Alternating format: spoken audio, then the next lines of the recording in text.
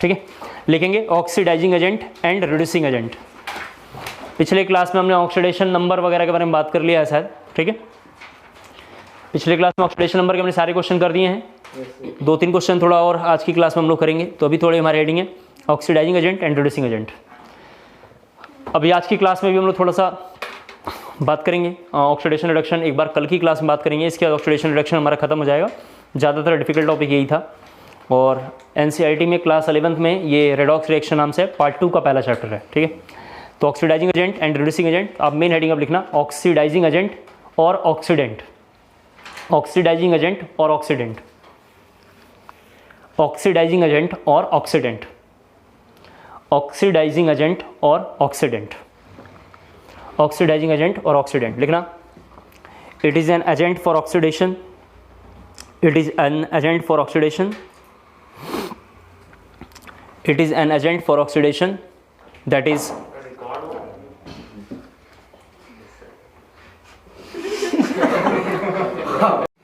ठीक है। देखिए ऑक्सीडाइजिंग एजेंट हमारी हेडिंग है, मैंने आपसे बोला है oxidizing agent and reducing agent. Oxidation number हमने पिछले क्लास में सारे टॉपिक को कवर किया है, और ऑक्सीडेशन नंबर के बाद हम लोग हेडिंग कर रहे हैं oxidizing agent and reducing agent. इसमें हमारी पहली हेडिंग है ऑक्सीडाइजिंग एजेंट, जिसका नाम बुक्स में, अच्छे बुक्स के ऑथर में लिखा होगा ऑक्सीडेंट, ठीक है। तो oxidizing agent and oxidant both are the same, तो लिखेंगे it is an agent for oxidation, it is an agent for oxidation that is oxidize other, that is oxidize other, that is oxidize other, that is oxidize other। फिर लिखना paragraph change करके full stop पर लिखना, ठीक है। पहला point लिखना है it is also known as, it is also known as electronation, electronation, it is also known as electronation. Electronation का मतलब सब बच्चे जानते हैं, इलेक्ट्रॉन का ऐड होना, क्या कहते हैं यहाँ सभी बच्चे जरा सा देखें। It is also known as electronation, bracket में लिखना गेन ऑफ इलेक्ट्रॉन, ब्रैकेट में लिखना gain of electron. It is also known as electronation, लिखना ब्रैकेट में गेन ऑफ इलेक्ट्रॉन। मैं थोड़ा यहाँ लिखता हूँ, इसके बाद सभी बच्चे थोड़ा और उसी में लिखना रिड्यूस, अगला पॉइंट लिखना रिड्यूस अदर, लिखना जरा सा रिड्यूस इटसेल्फ, सॉरी लिखना reduce itself, reduce itself, reduce itself, reduce itself, ठीक है, reduce itself। जब भी कोई सब्सटेंस रिड्यूस करेगा तो ऑक्सीडेशन नंबर उसका कम होगा, ये लिखना जरा सा, ऑक्सीडेशन नंबर उसका कम होगा, लिख दिया लोगों ने। दूसरा पॉइंट लिखना है रिड्यूसिंग एजेंट, सेकंड पॉइंट हमारा है रिड्यूसिंग एजेंट, आर्य हम लोग बोला करेंगे इसे, या इसी का नाम कई बार बुक्स में लिखा होगा reductant, reductant, reducing agent, reductant all are the same. इसी बात का पूरा उल्टा लिखना है, लिखेंगे इसमें थोड़ा it is an agent for reduction, it is an agent for reduction. Same सारी लाइन उल्टा बोल रहा हूँ, उसी के ऊपर वाले को देखते रहना है। It is an agent for reduction that is reduce other, that is reduce other, शायद यही लाइन ऊपर लिखा था आपने, उसी उल्टा करें reduce other। फिर लिखना फुल स्टॉप बाद it is also known as, it is also known as de-electronation, it is also known as de-electronation, it is also known as de-electronation, de-electronation, de-electronation. Electronation का मतलब होता है किसी में electron आके ऐड होना, D इलेक्ट्रोनेशन मतलब लॉस ऑफ इलेक्ट्रॉन, ठीक है, इलेक्ट्रॉन का बाहर जाना, तो हम लोग बोलेंगे loss of electron, de electronation, ठीक है। फिर लिखना थोड़ा सा oxidize itself, oxidize itself, bracket में लिखना oxidation number increases, oxidize itself, ठीक है, ऑक्सीडाइज इटसेल्फ लिख दिया आप लोगों ने। 3 बातें लिखनी है जो बहुत इंपॉर्टेंट है, तो थोड़ा उसको लिखना है आपको, जो पूरे अब क्लास 12th में बार बार आएगा, तो यहीं पे हम काम कर लेंगे। लिखना है पहला पॉइंट इफ़ एनी एलिमेंट, लिखना है if any element present maximum oxidation number, if any element present maximum oxidation number, if any element present maximum oxidation number, then the compound will behave as, then the compound will behave as, then the compound will behave as oxidizing agent, OA लिखना, then the compound will behave as OA oxidizing agent, then the compound will behave as OA oxidizing agent. फिर second point लिखना है जरा सा, second point लिखना है if, लिखना है if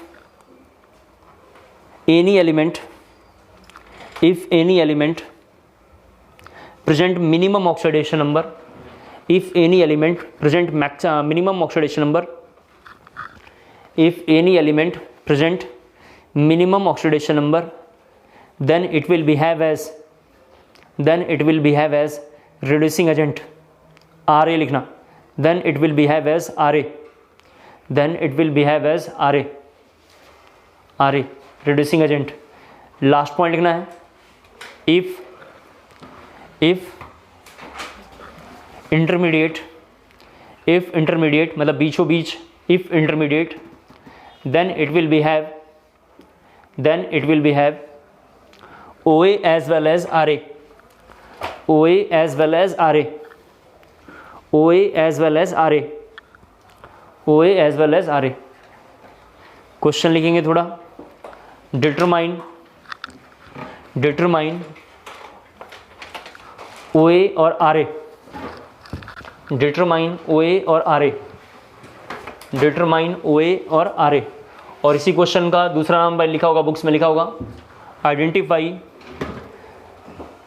nature of the following compound, identify the nature of the following compound, identify the nature of the following compound.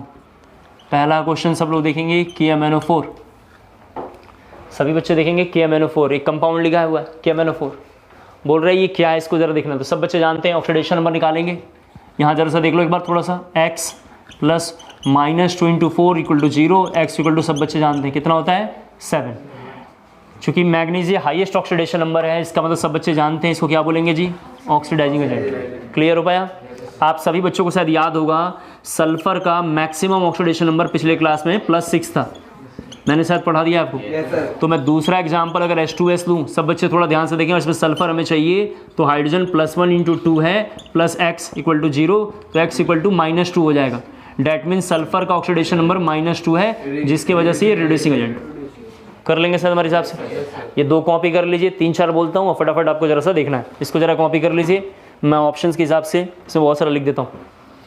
HNO3 आप जरा निकालना, तब आपको पता चलेगा। ऑक्सीडेशन नंबर निकालें, या आपको मैंने पढ़ा दिया, वहाँ से भी आप देख सकते हैं। H2O2, H2O2, Pb3O4, Pb3O4, K2Cr2O7, K2Cr2O7, PbO2, PbO2, H2S तो हमने लिख ही दिया है, KMnO4, Ki, H2O2, Pb3O4, K2Cr2O7। ये रकम जल्दी से जरा इसे कॉपी कर लीजिए और थोड़ा सा एक बार जल्दी से बताएंगे आप, फिर हम लोग जरा स्टार्ट करेंगे। कर देना चाहिए कॉपी।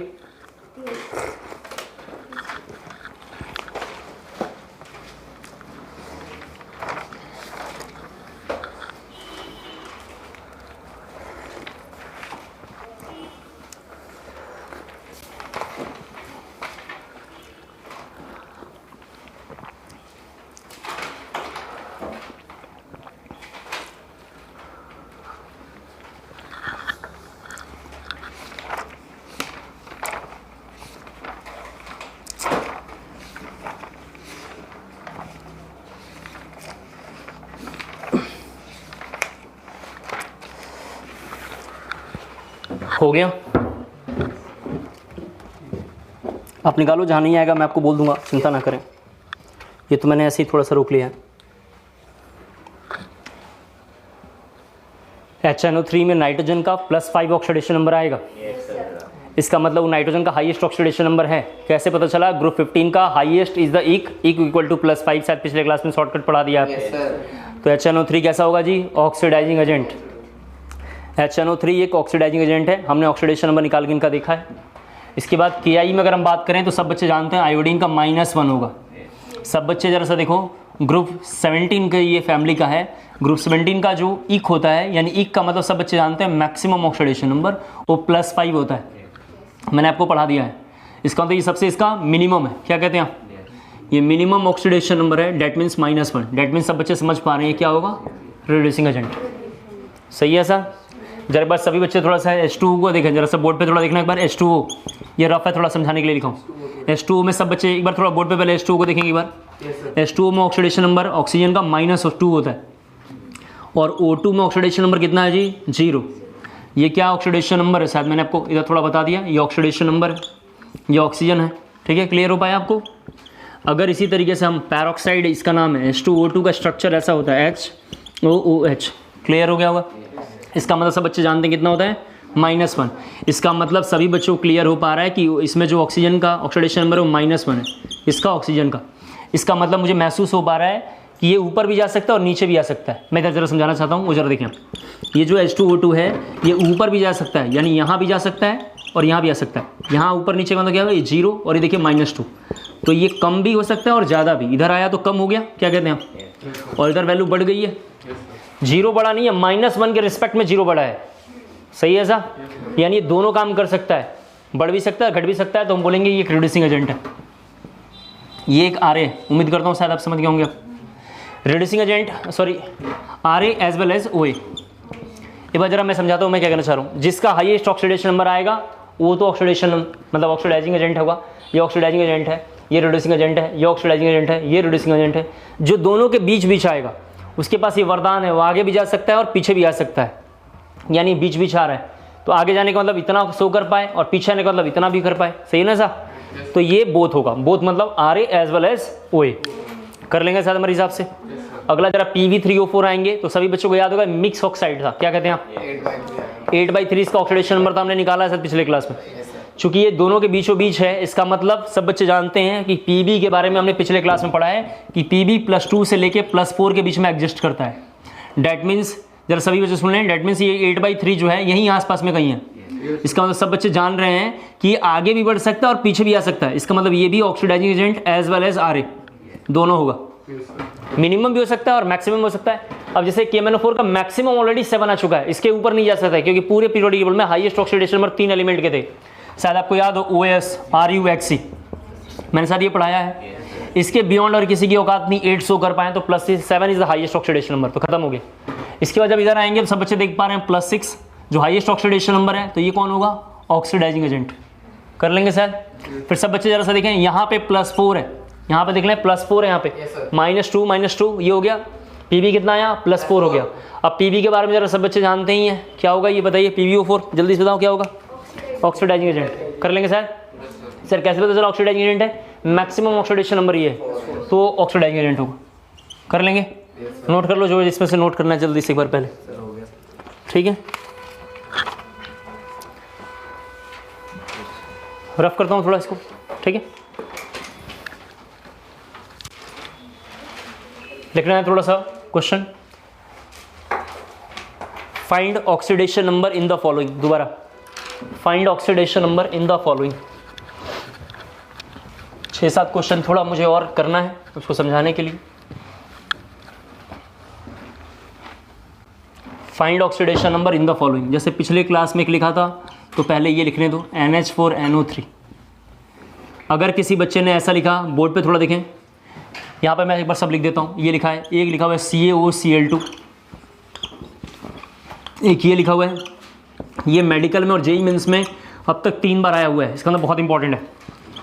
एक है Br3O8, एक है N3H, एक है NH3, ठीक है। सर किसका निकालना है, इसका निकालना है जिसके नीचे अंडरलाइन है, हमने जानबूझ के अंडरलाइन कर दिया।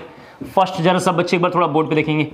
फर्स्ट मैं निकालूंगा, थर्ड आप निकाल लेना। थर्ड और फर्स्ट में बिल्कुल सब कुछ सेम है, सही है सर। यहाँ बोर्ड पे सब बच्चे देखो।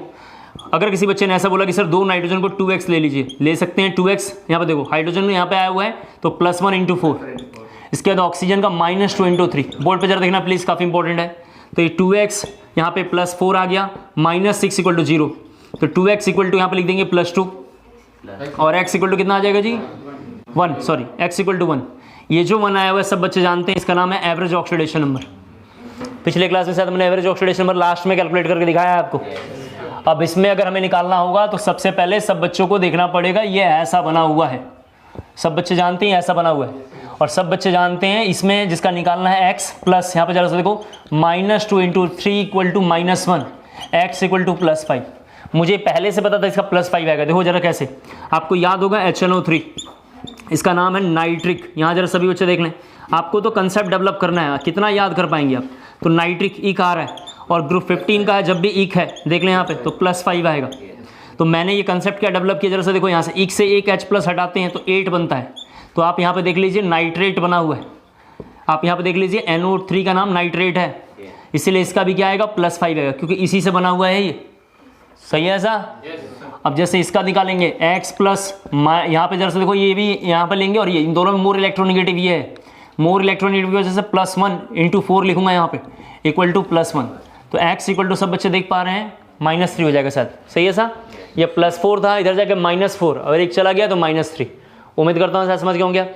यानी NH4NO3 में 2 इंडिविजुअल नाइट्रोजन है, उनके दोनों के अलग अलग ऑक्सीडेशन नंबर है।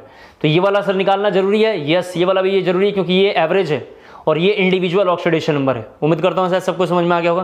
तो पहला जरा जल्दी से कॉपी कर लें, फिर मैं सेकंड समझाऊंगा। अब मैं थर्ड को छोड़ दूंगा, फिर फर्दर जल्दी जल्दी आगे चलेंगे। जल्दी से नोट कर लीजिए जरा से इनको।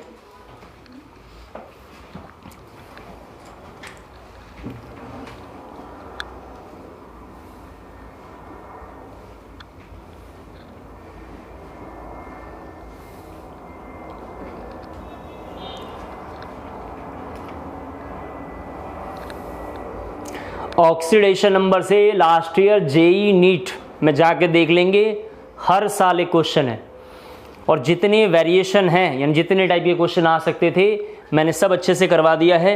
इसके बाद फिर भी आपको दिक्कत रहती है तब तो बड़ा प्रॉब्लम है, और आप कैसे करेंगे फिर आपको सोचना पड़ेगा जरा सा।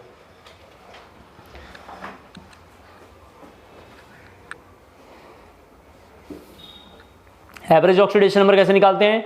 Total charge divided by total atoms. किसी बच्चे ने बोला कि सर इसमें निकाल के दिखाइए, तो NH4NO3 में average oxidation number total charge divided total atom. Total atom कितना है? 2। और कितना चार्ज है जी? -3 1 वाला 1, और यहाँ पे देखिए +5 वाला, सभी बच्चे देख लें कितना है? 1। ये देखिए -3 + 5/2, सब बच्चे देख पा रहे हैं यहाँ पे कितना आ जाएगा? +2/2। ऑफकोर्स +1 आ रहा है, देख सकते हैं। सही है सा? मैंने इधर प्रूफ करके भी दिखा दिया, आप कुछ भी करेंगे वही आंसर आएगा। उम्मीद करता हूँ सब आपको समझ में आ गया होगा। ये जरा कंटेंट एक रफ करता हूँ। CaOCl2 के बारे में जरा सब बच्चे थोड़ा देखें, जो काफ़ी इंपॉर्टेंट है। CaOCl2 के बारे में मैं 2 मेथड से करूँगा, आपको भी दोनों लिखना है। मेथड 1 जरा यहाँ पे देखें, मेथड 1 है जिसका निकालना है, तो इसके लिए कैल्शियम का 2 चार्ज होता है, एल्कलाइन अर्थ मेटल का 2 चार्ज होता है, ऑक्सीजन का -2 × 1 = 2x + 2x = 0। तो ये 2 और -2 + 2x = कितना आएगा? 0। तो सभी बच्चे समझ पाए होंगे कितना आंसर आ रहा होगा जी? 0। तो ये तो बिल्कुल गलत है, महापाप ऐसा लिखना। क्या करेंगे? मेथड 2 से हमें सॉल्व करना पड़ेगा। ये जानबूझ के मैं लिखा था कि आप समझ पाएँ, गलत है। ये जरा से देखो, ये स्ट्रक्चर कैल्शियम इस तरीके से बनता है, इसका नाम जो है ब्लीचिंग पाउडर है। मैंने इसे एस ब्लॉक में भी पढ़ा दिया है आपको, और मैंने एस ब्लॉक के टाइम में आपसे बोला है कि ब्लीचिंग पाउडर को थोड़ा ध्यान रखना है। जब जिस घर में ज़्यादा सांप वाप निकलते रहते हैं, कीड़े मकोड़े ज़्यादा होते हैं, वहाँ ब्लीचिंग पाउडर डाल देते हैं, बहुत गंदा स्मेल करता है, वो लोग खुद ही दिखाई वहाँ नहीं देते। तो ब्लीचिंग पाउडर ये है। अब चूंकि ये मेटल के साथ यहाँ कनेक्ट है, तो इन दोनों में ज़्यादा इलेक्ट्रोनेगेटिव ये है, तो यहाँ पे -1 होगा। सब बच्चे जरा सा देख लें, ये थोड़ा कंपेयर हमें करना है। सब बच्चे थोड़ा यहाँ देखें, यहाँ पे -1 होगा। ऑक्सीजन पे सब बच्चे जानते हैं कितना होता है? -2। कैल्शियम पे सब बच्चे जानते हैं कितना है? +2। तो इसका +1 और इसका -1 बैलेंस हो गया होगा। क्लियर हो गया आपको? इसका +1, ये दो ही चार्ज में 2 +1 है, आप देख सकते हैं यहाँ पे। तो एक इसका +1 और एक इसका -1 बैलेंस हो गया। तो इसमें एक Cl जो है, सभी बच्चे देख पा रहे हैं -1 ऑक्सीडेशन नंबर का है, और दूसरा Cl के बारे में बात करेंगे तो इसका +1 जरा सा देखो, इसके -1 से बैलेंस हो गया है, यानी इसमें अभी एक और -1 बचा हुआ है। क्या कहते हैं आप? जो यहाँ पे कौन बैलेंस करेगा? +1। तो दूसरा क्लोरीन इसमें +1 है। ब्लीचिंग पाउडर में 2 Cl है, जिसमें एक -1 है, एक +1 है। जो मेटल के करीब होगा वो -1 है, और जो ऑक्सीजन के करीब होगा, इन दोनों में ज़्यादा इलेक्ट्रोनेगेटिव ही है। फन नकल, तो फन में वो पहले आ रहा है, इसकी वजह से ये कितना होगा? +1 होगा। कर लेंगे इसको, जरा कॉपी करना है, बहुत इंपॉर्टेंट है। अब बोर्ड पे ध्यान से देखेंगे, एक दूसरे को देखने के लिए बहुत समय बचा हुआ है। यहाँ देखिए, इसके बाद सब बच्चे देखें थोड़ा सा N3H के बारे में। N3H निकालेंगे तो इसका 3x लेंगे, जिसका निकालना है प्लस, नाइट्रोजन का +1 होता है, हाइड्रोजन का सॉरी +1 होता है। तो 3x = -1 होगा, इधर जाएगा तो, और x = -1/3। ये देख लीजिए। और NH3 थोड़ा अगेन बहुत आसान है, तो जिसका निकालना है x प्लस, यहाँ पे लिखेंगे +1 × 3 = 0, तो x = कितना आएगा -3। कर लेंगे सर हमारे हिसाब से, ये नोट करना है।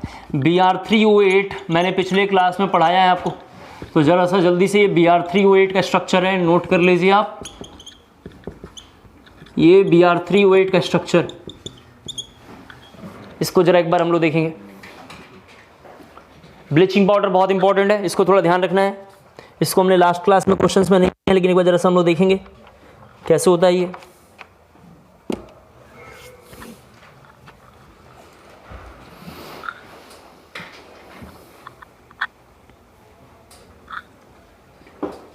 मुझे लगता है ऑक्सीडेशन नंबर वगैरह आप निकाल लेंगे आप।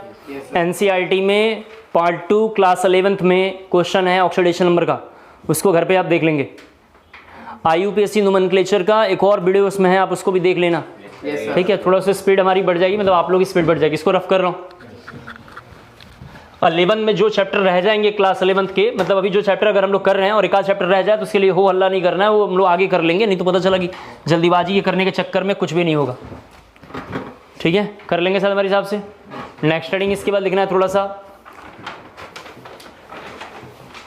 नेक्स्ट हेडिंग है determination, determine oxidation and reduction, determine oxidation and reduction, determine oxidation and reduction in term of oxidation number, in term of oxidation number, in term of oxidation number, in term of oxidation number, in term of oxidation number. यहाँ सब बच्चे थोड़ा एक concept को और जरा देख लें। यहाँ पे कोई बच्चा बोलेगा सर समझाइए, इसको जरा सा देख लो। -2 -2 -2 है, क्या कहते हैं आप, तो ये Br जो है +6 में हो जाएगा, यहाँ देख लें। इसके बाद यहाँ भी कितना लिखा है, -2 -2 और -2 लिखा हुआ है। इसको जरा उधर बना लेता हूँ Br को। Br वाला क्वेश्चन तो और कोई है नहीं इसमें, आसान है, बस एक Br ही NCERT का है जिसको मैं करना था। देखिए यहाँ पे एक ये Br, पहले तो ये कर देता हूँ, फिर आप थोड़ा जो हमने टॉपिक करा है उस वहाँ पहुँच जाएंगे। यहाँ देखिए ये लिखा हुआ है यहाँ पे। सभी बच्चे थोड़ा सा देखें कैसे पता चल रहा है कितना कितना चार्ज होगा, क्योंकि हमें चार्ज ही देखना है। ये -2 -2 और -2, यहाँ भी -2 -2 और -2, तो यहाँ Br का तो +6 होगा और यहाँ भी Br का +6 है। सभी बच्चे देखें यहाँ -2 है और यहाँ -2 है, सही है ऐसा। अब थोड़ा आगे देखना है कि और चार्ज कैसे पता चलता है, इसके बारे में जरा हमें बात करना है। यहाँ देख लें, ये जो Br है इसके बगल में भी Br है, ये दोनों Br है, लेकिन सभी बच्चे देख सकते हैं इस Br में अब जो है % कैरेक्टर ज़्यादा होगा। क्या कहते हैं, % कैरेक्टर ज़्यादा होगा। और हैलोजन के ऊपर तो जानते हैं आप निगेटिव आ सकता है, तो यहाँ पे कितना होगा, 1 निगेटिव और यहाँ पे 1 निगेटिव, इस पूरे रिस्पेक्ट में 1 निगेटिव, अब पूरे रिस्पेक्ट में 1 निगेटिव, तो इस Br को कितना लेंगे, +6, ठीक है। ये ज़रा कॉपी करना है और हमें थोड़ा ऑक्सीडेशन और रिडक्शन के बारे में ज़रा डिफाइन करना है।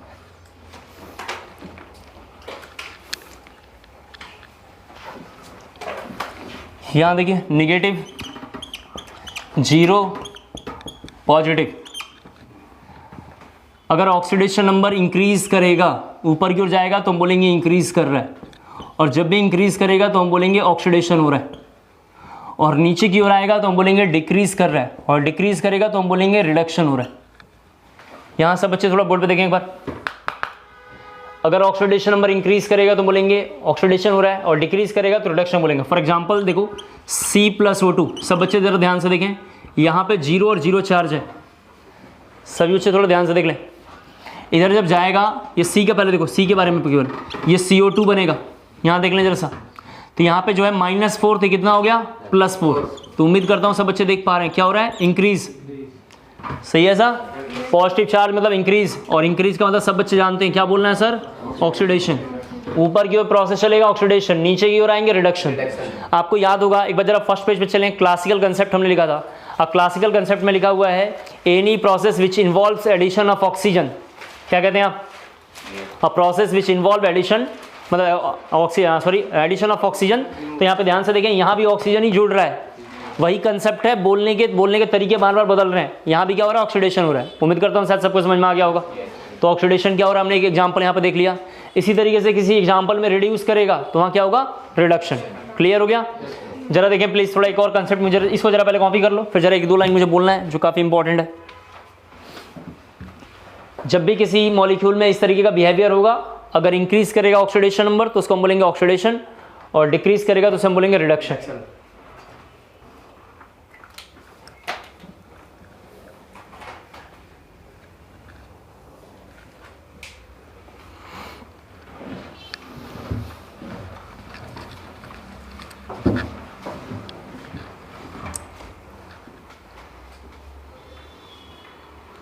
हो गया?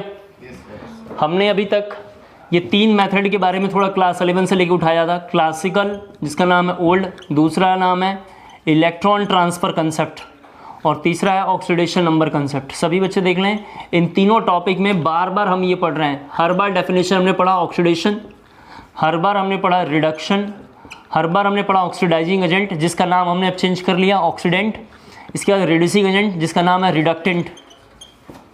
इसके बाद सब बच्चे जानते हैं, इसमें हम लोग अब अगला एक पढ़ने वाले हैं रेडॉक्स रिएक्शन। एक ऐसा रिएक्शन, जरा सभी बच्चे देख लें, जिसमें रिडक्शन और ऑक्सीडेशन दोनों, रिडक्शन एंड ऑक्सीडेशन दोनों दिखाई दे रहे हों, उसको बोलेंगे रिडक्शन ऑक्सीडेशन रिएक्शन, या उसका नाम होगा रेडॉक्स रिएक्शन। कोई भी ऐसा रिएक्शन जिसमें दोनों साथ साथ चल रहे हों उसका नाम है रेडॉक्स रिएक्शन। क्लियर हो गया? दोनों साइमल्टेनियसली इसमें वर्क करते होंगे। जैसे एग्जांपल देखना है तो इसी एग्जांपल को दोबारा लिख रहा हूँ, सब बच्चे थोड़ा ध्यान से देखेंगे। यहाँ थोड़ा लिख रहा हूँ C+O2 और CO2। यहाँ बोर्ड पे देखें, इसका चार्ज जीरो, इसका चार्ज जीरो। कैसे पता चला चार्ज जीरो होगा? इन फ्री स्टेट, आपको याद होगा, और इन कंबाइंड, उसमें लिख रखा हमने, कहीं कंबाइंड ना करता हो, यानी इन कंबाइंड हो, फ्री हो, एलिमेंटल हो, ऐसे स्टेट में कितना चार्ज होगा? जीरो। पहला ही रूल है ऑक्सीडेशन नंबर का। यहाँ पे कितना आएगा? -2, तो -2 इंटू -2 कितना होगा? -4, तो कितना होगा? +4। तो सभी बच्चे देख लें, इधर में चार्ज इंक्रीज कर रहा है, इधर में चार्ज इंक्रीज कर रहा है तो ऑक्सीडेशन बोलेंगे, और ऊपर में चार्ज क्या कर रहा है? डिक्रीज कर रहा है, और डिक्रीज कर रहा है तो हम क्या बोलेंगे? रिडक्शन। उम्मीद करता हूँ शायद सबको समझ में आ गया होगा। स्टार्टिंग के लेक्चर में ही, यानी फर्स्ट लेक्चर में मैंने बोला कि दुनिया के सारे रिएक्शन, जितने भी रिएक्शन हम पढ़ रहे होंगे या आगे हम पढ़ेंगे, दुनिया का ऐसा कोई रिएक्शन नहीं है जिसमें दोनों रिएक्शन साथ साथ ना हो। जहां ऑक्सीडेशन होगा इनबिल्ट रिडक्शन होगा, जहां रिडक्शन होगा वहां इनबिल्ट ऑक्सीडेशन होगा। आप किसको पढ़ रहे हैं आप पे डिपेंड कर रहा है। आपने बोला एडिशन ऑफ ऑक्सीजन, केवल ऑक्सीडेशन दिख रहे थे, लेकिन अगर आपने रिडक्शन को भी मार्क किया होता तो दोनों साथ साथ चल रहे हैं। यानी आज से दोनों रिएक्शन, हर रिएक्शन में पैरेलल होंगे, यानी रिडक्शन और ऑक्सीडेशन दोनों साथ चलेंगी, इसलिए इसका नाम है रेडॉक्स रिएक्शन। क्लियर हो गया? तो अगली हेडिंग आपको लिखना है रेडॉक्स रिएक्शन, और उसमें सीधा ये एग्जाम्पल नोट करना है आपको। रेडॉक्स रिएक्शन हमारी अगली हेडिंग है, जल्दी से नोट कर लें। रेडॉक्स रिएक्शन आपकी मेन हेडिंग है।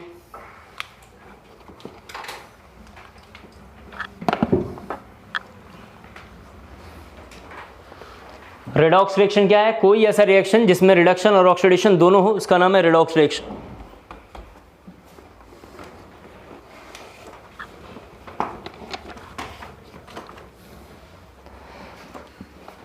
लिखते हैं अगली हेडिंग। ये रफ करता हूं थोड़ा। अगली हेडिंग लिखना है थोड़ा सा पहले, स्टॉक नोटेशन। स्टॉक नोटेशन इस तरह लिखा होगा बुक्स में, स्टॉक नोटेशन। स्टॉक नोटेशन देखिए, स्टॉक नोटेशन क्या है? सभी बच्चे जानते हैं FeO कहीं लिखा हुआ है और Fe2O3 कहीं लिखा हुआ है। तो मुझे पता है इसका ऑक्सीडेशन नंबर हमने पिछले क्लास में पढ़ लिया है, इसका ऑक्सीडेशन नंबर +2 है और इसका +3 है। शायद सब पढ़ा दिया। बुक्स वाले इसको ऐसे लिखेंगे Fe2 और O। यहाँ लिखा होगा Fe3 और O। डैट मीन्स दोनों लाइन को देख के पता चल रहा है, अच्छे से समझ पा रहे हैं। बुक्स में ऐसा लिखा होगा, दोनों लाइन को देख के ये बात महसूस हो रहा है कि दोनों का ऑक्सीडेशन नंबर अगर हम रोमन वैल्यू में लिख देंगे तो उसका नाम होगा स्टॉक नोटेशन। क्लियर हो गया आपको? yes, ये नोट करना है आपको जरा जल्दी से। Oxidation number are arrange in Roman number. Oxidation number are arrange in या define in Roman number. Oxidation number are define in Roman number, are define in Roman number. इसको जरा कॉपी कर लीजिए, फिर थोड़ा इंक लेते हैं, फिर करते हैं।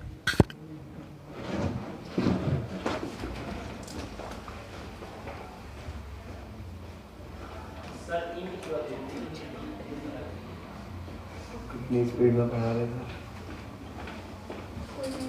लिखना है इसका types of redox reaction. Stock notation मैंने पिछले साल 11 में नहीं पढ़ाया है, स्टॉक नोटेशन पिछले साल 11 में नहीं पढ़ाया था मैंने, ठीक है। ये मैंने टॉपिक क्यों किया है, क्योंकि 11th में भी देखेंगे एनसीईआरटी में तो आपको दिख जाए कि सर ने एनसीईआरटी को भी इंक्लूड कर लिया है।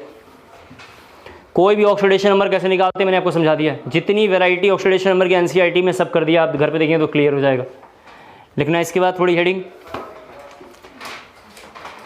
लिखना है types of redox reaction, types of redox reaction, types of redox reaction. पहला लिखेंगे उसमें कॉम्बिनेशन रिएक्शन, फर्स्ट लिखेंगे कॉम्बिनेशन रिएक्शन।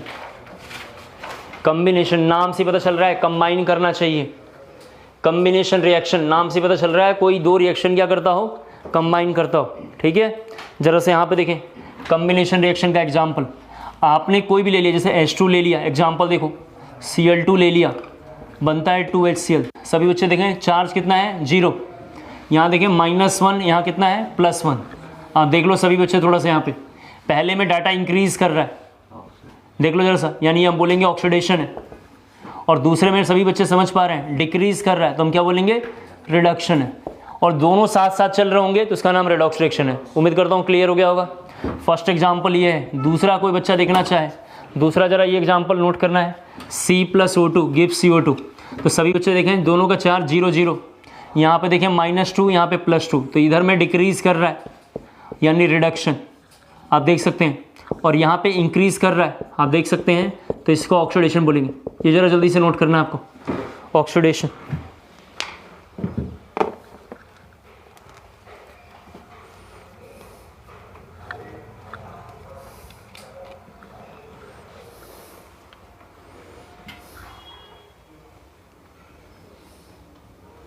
ठीक है,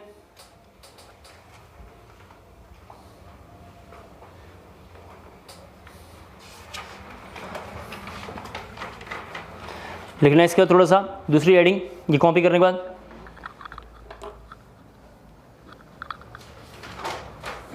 दूसरी हेडिंग लिखना है थोड़ा सा आपको, डीकम्पोजिशन रिएक्शन। दूसरी रिएक्शन है डीकम्पोजिशन रिएक्शन, दूसरी रिएक्शन है डीकम्पोजिशन। सभी बच्चे थोड़ा डीकम्पोजिशन को ध्यान से देखें एक बार, थोड़ा यहाँ पे बोर्ड पे थोड़ा देखें एक बार, फिर मैं ज़रा एक बार पूरी बात समझाऊंगा जो काम का है। KClO3 को हिट करते हैं, सब बच्चे देखें जरा सा, 2KClO3 को हिट करेंगे तो 2KCl + 3O2 में कन्वर्ट होगा। सब लोग जरा बोर्ड पे देखें, यहाँ पे ऑक्सीडेशन नंबर निकालूंगा -2 × 3 -6। बोर्ड पे जरा देखें, -2 × 3 कितना हुआ -6, एक +1 है, ये दो तो बैलेंस किया है आपने, ऑक्सीडेशन नंबर में इसका कोई रोल नहीं आपने यूज़ किया है। तो यहाँ पे जरा सा देख लें कितना हुआ, -2 × 3 -6 यहाँ पे दिखाई दे रहा है, और यहाँ पे घट गया तो यहाँ +5 होगा। क्या कहते हैं आप लोग, ये +5 होगा। कोई बच्चा बोला सर समझ में नहीं आया, आप यहाँ बताइए।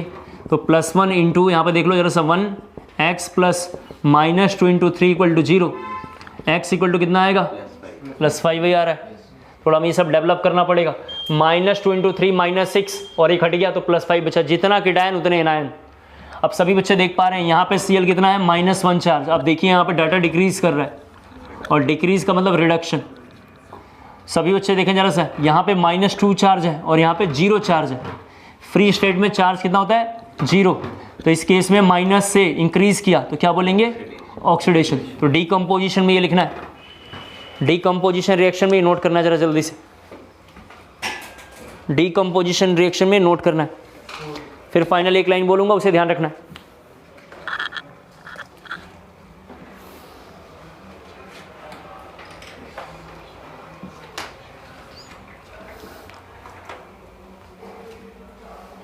डीकम्पोजिशन रिएक्शन पहला है कॉम्बिनेशन। कॉम्बिनेशन में देख रहे हैं दो लोग कंबाइन होकर बड़ा कोई कंपाउंड बना रहा है, और डीकम्पोजिशन में कोई बड़ा मॉलिक्यूल ब्रेक करके छोटे मॉलिक्यूलों में कन्वर्ट हो रहा है।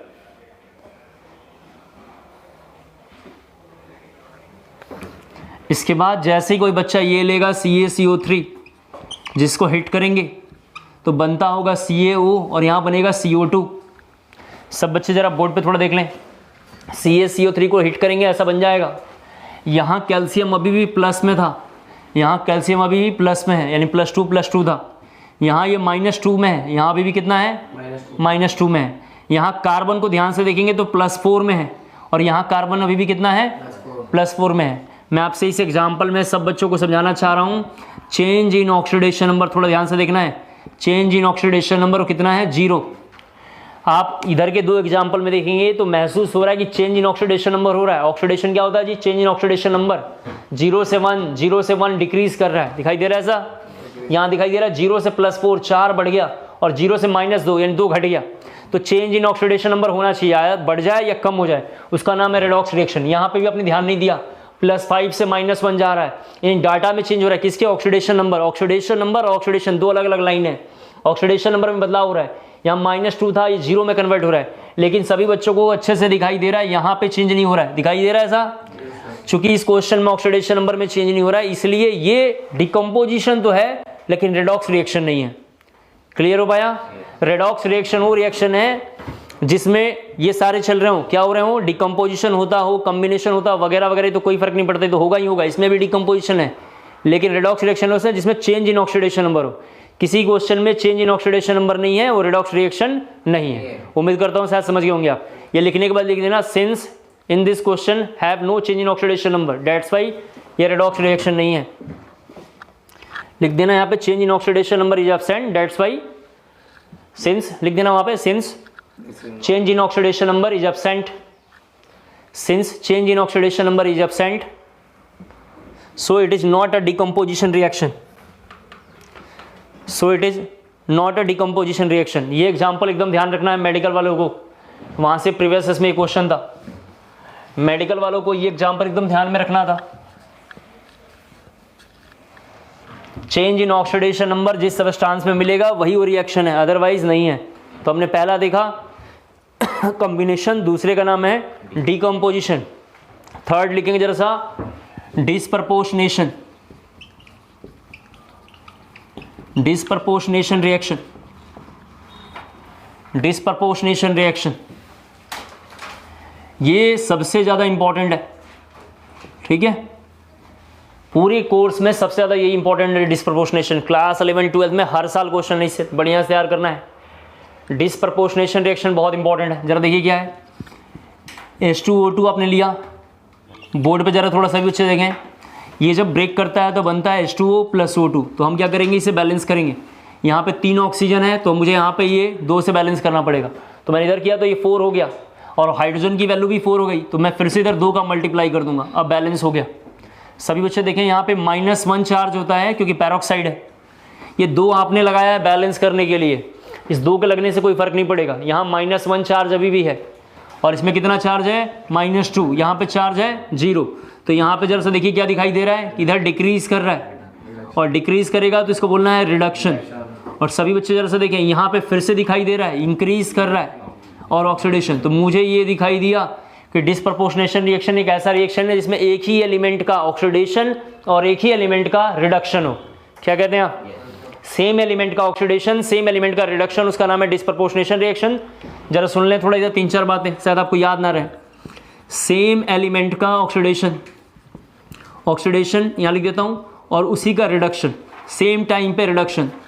दूसरा पॉइंट, जो सेम एलिमेंट बार बार हम बोल रहे हैं, यानी वो एलिमेंट एक ही टाइम पे, element at a time 3 oxidation number show करता होगा, 3 ऑक्सीडेशन नंबर शो। उम्मीद करता हूँ शायद समझ पा रहे हैं आप। -1 -2 0, क्या 3 ऑक्सीडेशन नंबर है? बिल्कुल है। तीसरा पॉइंट, कौन सा ऐसा एलिमेंट होगा जो ये शो करता होगा? तो जिसमें आपने खुद बोला था oxidizing agent as well as RA लिख देता हूँ, रिड्यूसिंग एजेंट, जिसका नाम इंटरमीडिएट शायद था, आज की क्लास में आते हैं। Highest oxidation number oxidizing agent and lowest oxidation number reducing agent, जो इन दोनों के बीचों बीच होगा वो वाले मॉलिक्यूल ये शो करते होंगे। उम्मीद करता हूँ शायद क्लियर हो गया होगा। इसको जरा जल्दी से कॉपी कर लें थोड़ा।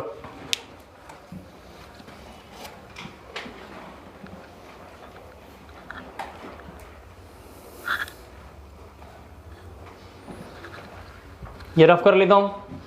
कई बार पूछा हुआ इनमें से कौन सा डिस्प्रपोर्शनेशन नहीं है, तो चेंज इन ऑक्सीडेशन नंबर अगर उसमें नहीं हुआ तो वो जो है रिएक्शन नहीं होगा, रेडॉक्स। रेडॉक्स रिएक्शन वो है जिसमें चेंज इन ऑक्सीडेशन नंबर हो। रेडॉक्स रिएक्शन एक ऐसा रिएक्शन है जिसमें change in oxidation number exist करना चाहिए, अगर वो नहीं है तो रेडॉक्स रिएक्शन नहीं है।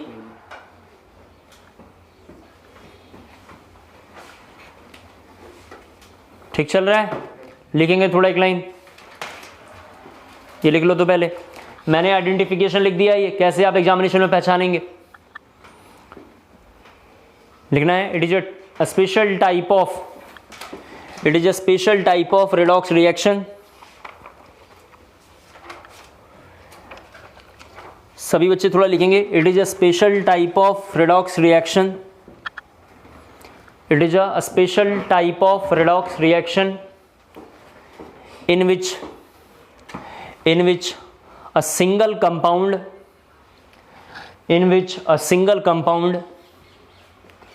will behave both OA as well as RA, will behave both OA as well as RA, oxidizing agent as well as reducing agent, and single element will change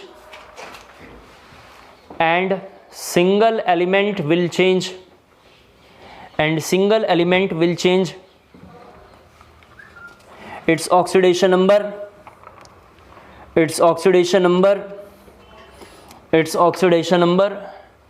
and it will present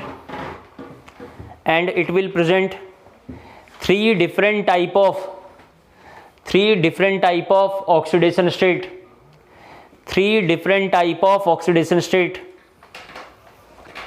and it will present three different type of oxidation state। सभी बच्चों ने लिख लिया होगा। 4-5 बातें फिर से question आएगा, इनमें से कौन सा रेडॉक्स नहीं है, तो सबसे पहले देखना चेंज इन ऑक्सीडेशन नंबर है या नहीं है। दूसरी बात, ये पक्का आएगा आपको बताऊं, इसीलिए बोल रहा हूँ। दूसरी बात, सबसे पहले मैंने आपको बताया डिस्प्रपोर्शनेशन बहुत इंपॉर्टेंट है, क्योंकि थोड़ा डिफिकल्ट है ये क्लास 11 में भी है, 12th में है, बहुत बार आएगा, करीबन 10 से 15 बार 11-12 में आएगा, तो हमने एक बार उठा लिया ये, और एक बार अभी आपको पी ब्लॉक में भी महसूस होगा, आप चिंता ना करें। तो डिस्प्रपोर्शनेशन का मतलब सेम टाइम पे ऑक्सीडेशन और सेम टाइम पे रिडक्शन, और एक ही एलिमेंट के दोनों काम होंगे, सेम एलिमेंट का ऑक्सीडेशन रिडक्शन, एक ही एलिमेंट 3 ऑक्सीडेशन नंबर शो करेगा, और ऐसा कौन सा एलिमेंट होगा जो इंटरमीडिएट में होगा, वो ना मिनिमम हो और ना मैक्सिमम हो। मुझे इस पूरी लाइन को देख के एक बात पता चल रहा है कि कोई ऐसा एलिमेंट, ध्यान सुन लें, फिर 2 क्वेश्चन बोलूंगा, आंसर एक लाइन में, कोई ऐसा एलिमेंट जो सबसे कम ऑक्सीडेशन नंबर में आ जाए, सबसे कम, इसका मतलब है वो ये वाला कंपाउंड शो नहीं करेगा।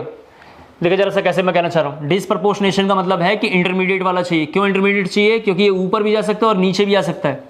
नीचे मतलब मिनिमम भी ऑक्सीडेशन नंबर शो कर सकता है, और ऊपर का मतलब मैक्सिमम भी शो कर सकता है। तो कोई ऐसा एलिमेंट आपने फ्लोरीन ले लिया, फ्लोरीन जैसे मान लेते हैं -1 ऑक्सीडेशन नंबर होता है, अब फ्लोरीन अब कुछ भी कर ले ऊपर जा नहीं सकता है, क्या कहते हैं आप? फ्लोरीन का मैंने आज तक कहीं नहीं देखा +5 +4, कहीं देखा है आपने? नहीं। इसका मतलब डिस्प्रपोर्शनेशन रिएक्शन शो नहीं करेगा। ऐसा कोई एलिमेंट जो मिनिमम या मैक्सिमम में पहुंच जाएगा, वो एलिमेंट ये वाला रिएक्शन शो नहीं करेगा। जैसे आप में से किसी बच्चे ने बोला सर HNO3 ले लीजिए, किसी बच्चे ने HClO4 ले लीजिए, HNO3 +5 है और ये देखिए +7 है यहाँ पे, तो ऑलरेडी मैक्सिमम ऑक्सीडेशन नंबर में है। इसका मतलब ये कभी भी मिनिमम की ओर नहीं आ पाएगा। तो ऐसे रिएक्शन डिस्प्रपोर्शनेशन शो करेंगे जो इंटरमीडिएट वाले होंगे। क्लियर हो गया? पहला क्वेश्चन थोड़ा आपको लिखना है, जल्दी से नोट डाउन कर लें। फर्स्ट क्वेश्चन लिखना है थोड़ा सा, fluorine can not show disproportionation reaction. Fluorine cannot show disproportionation reaction. Fluorine cannot show disproportionation reaction. Why? Fluorine cannot show disproportionation reaction. Why? सभी बच्चे समझ गए होंगे इसका आंसर। अब एक लाइन में आंसर लिख लो, थोड़ा लिखना। Fluorine can show only -1 oxidation number. Fluorine जब बोला करूंगा तो F लिखा करो। Fluorine can show only -1 oxidation number. Fluorine can show only -1 oxidation number, hence it cannot show disproportionation reaction. Hence it cannot show disproportionation reaction, क्योंकि ये सबसे नीचे है तो शो नहीं कर पाएगा। दूसरा क्वेश्चन लिखेंगे, which of the following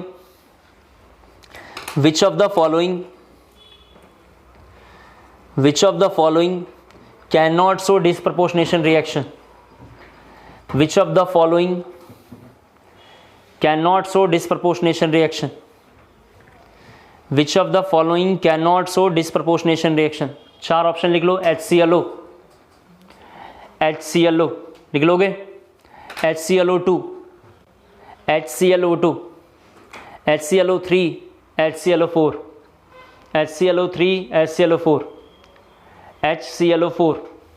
सभी बच्चों को देख के पता चल रहा है कि जो इसमें क्लोरीन है वो पहले वाले में +1 है। क्या कहते हैं? क्लोरीन का मिनिमम ऑक्सीडेशन नंबर -1 होगा और मैक्सिमम कितना होगा? +7 होगा। +7 यहाँ लिखा पड़ा हुआ है और मिनिमम -1 है। इसका मतलब पहला वाला ऑप्शन तो पक्का करेगा डिस्प्रपोर्शनेशन, दूसरा भी पक्का करेगा क्योंकि वो ना ज़्यादा है ना बहुत कम है। क्या कहते हैं आप? दूसरे में +3 ऑक्सीडेशन नंबर है, तीसरे में +5 है, ना ज़्यादा है ना कम है, तो वो भी पक्का करेगा। और HClO4 में सबसे हाईएस्ट ऑक्सीडेशन नंबर है, ये नहीं करेगा। समझ गए आप? हाँ, इसके बाद थोड़ा लास्ट लाइन लिखना है, थोड़ा सा ऐसी थ्योरी है लिखना है, लिख लेना ऐसे ही। इफ एनी एलिमेंट, जो इतने देर से पढ़ा रहा था आपको, लिखना है इफ एनी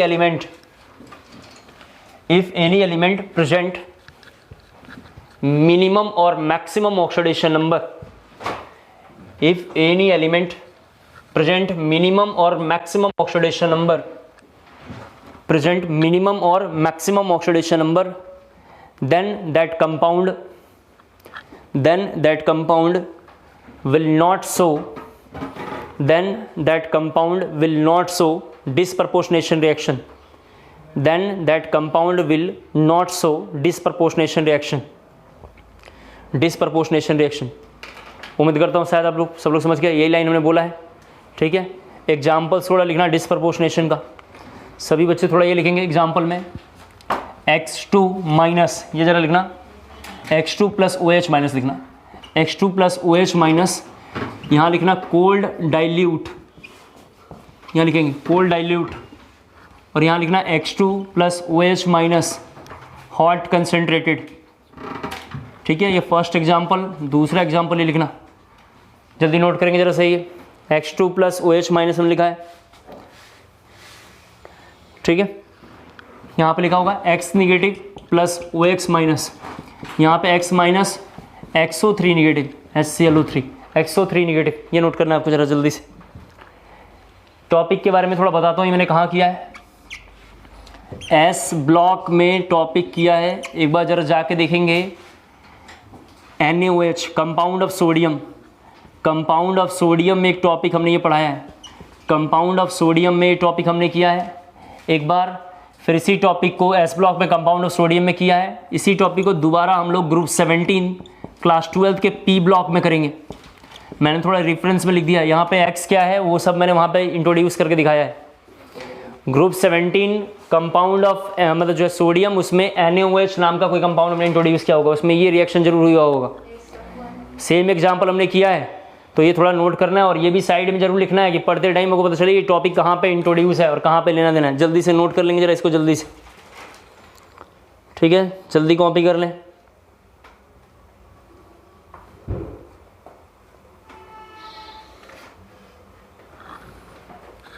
इसके बाद लिखना है P4।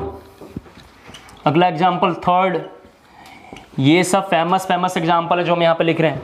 P4 + OH माइनस, तो इधर बनेगा PS3 और इधर में लिखना है सभी बच्चे थोड़ा सा H2PO2, H2PO2। यहाँ +1 होगा 2 और ये +2 4, कितना आ रहा है जी? ये 0, जैसे देखो यार थोड़ा सा 0, और कितना आएगा उसका थोड़ा सा देखना ऑक्सीडेशन नंबर,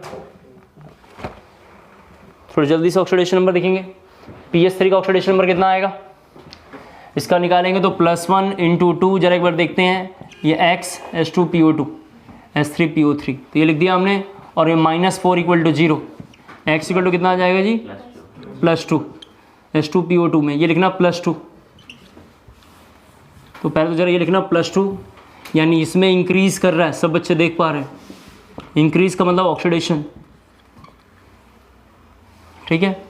+1 S3PO3 4 3, सॉरी यहाँ पे जरा लिखना H2PO2 पे माइनस लिखना, सभी बच्चे थोड़ा यहाँ पे लिखना माइनस, अब लिखना +1, अब लिखना +1, H2PO2 पे माइनस लिखना क्योंकि +2 तो एग्जिस्ट ही नहीं करता है, ये लिखेंगे। और PS3 में सब बच्चे जानते हैं कितना होगा -3, तो यहाँ पे दूसरा केस जब देखेंगे तो डिक्रीज कर रहा है, और डिक्रीज का मतलब रिडक्शन, ठीक है, ये डिक्रीज कर रहा है, ये ज़रा नोट करना है आपको थोड़ा।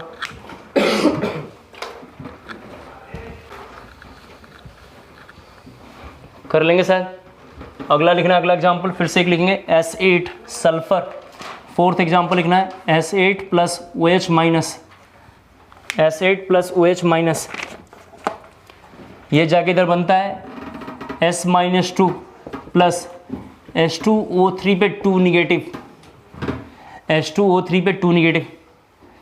इस कंपाउंड को एक बार हमने इसके पहले भी यूज़ किया है, इसका नाम है हाइपो। हाइपो नाम होता है Na2H2O3, इसका नाम है हाइपो। ये ज़रा जल्दी से नोट करना है। ज़रा 1 मिनट रुक जाए, एक ज़रूरी फ़ोन आ रहा है, थोड़ा उठा लिया जाए फिर बताता हूँ। आप इसे ज़रा कॉपी करना।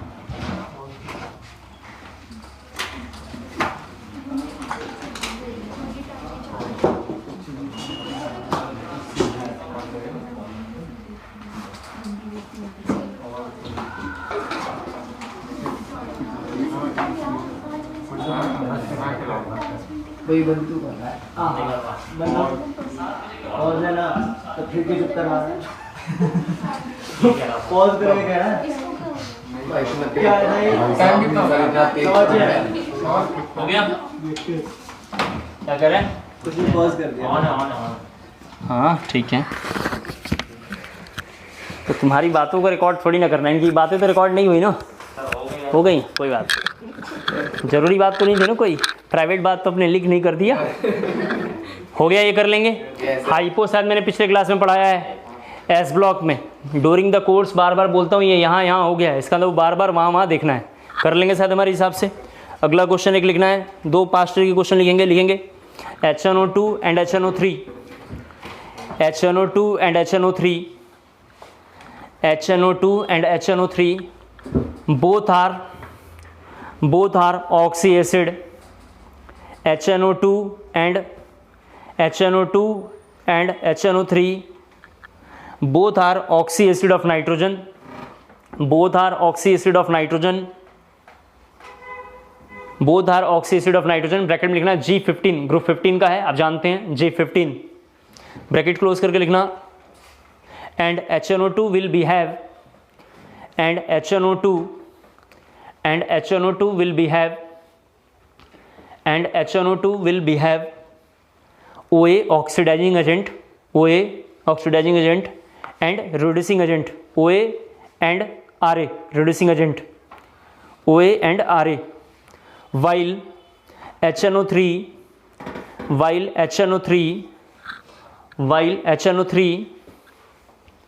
only oxidizing agent, only oxidizing agent। Why? only oxidizing agent। Why? only oxidizing agent। Why? सभी बच्चे थोड़ा यहाँ पे देखें, ये लिखा हुआ है हाइपो, HYPO लिखा हुआ है यहाँ पे, ठीक है। ये हाइपो लिखा हुआ था, मैंने आपको बोल दिया। सभी बच्चे ज़रा सा देखें, आप अगर HNO2 का ऑक्सीडेशन नंबर निकालेंगे तो यहाँ पे आया होगा +3, और HNO3 का जब निकालेंगे तो यहाँ आएगा +5। सब बच्चे थोड़ा ध्यान से देखें, नाइट्रोजन जो है ग्रुप 15 का है, और सभी बच्चे जानते हैं ग्रुप 15 का मैक्सिमम तो +5 है, ठीक है जी। और नाइट्रोजन का जो मिनिमम होगा वो -3 होगा। उम्मीद करता हूँ शायद सबको समझ में आ रहा होगा। इसका मतलब ये इंटरमीडिएट है। अब सभी बच्चे समझ पा रहे हैं, ये मैक्सिमम भी शो कर सकता है और मिनिमम भी शो कर सकता है। क्लियर हो पाया? तो लिख लेना वहाँ पे HNO2 इक्वल टू लिख लेना +3, HNO2 इक्वल टू लिखना +3। +3 कैसे निकाला आप तो जानते हैं, ठीक है। और HNO3 इक्वल टू लिखना +5। सिंस वो बोथ है, मतलब इंटरमीडिएट है, बीचों बीच है। कौन बीचों बीच है? HNO2। इसका तो दोनों शो करेगा। और HNO3 सब बच्चे जानते हो मैक्सिमम है, इसलिए वो सभी बच्चों को क्लियर हो पा रहा है कि वो एक ही बस शो करेगा, उसका नाम है ऑक्सीडाइजिंग एजेंट। क्लियर हो गया? HNO3 में लिखना था ओनली OA, मतलब मैक्सिमम ऑक्सीडेशन नंबर उसका रीजन था, मैक्सिमम ऑक्सीडेशन नंबर, और ऊपर वाले का रीजन था इंटरमीडिएट। उम्मीद करता हूँ शायद मैंने पढ़ा दिया। दूसरा क्वेश्चन एक और लिख लेंगे, पास्ट ईयर का क्वेश्चन। पास्ट ईयर में पहले सब्जेक्टिव क्वेश्चन आते थे। दूसरा क्वेश्चन लिखना है SO2 will behave, SO2 sulphur dioxide उसका नाम है, तो लिखना SO2 will behave both OA as well as RA, SO2 will behave both OA as well as RA, both OA as well as RA, both OA as well as RA, while SO3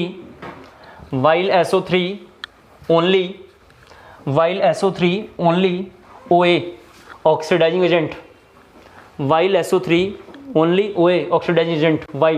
same reason है, same reason है। SO3 का oxidation number कितना होगा? +6। SO3 का oxidation number कोई बच्चा निकाल ले, +6 आने वाला है।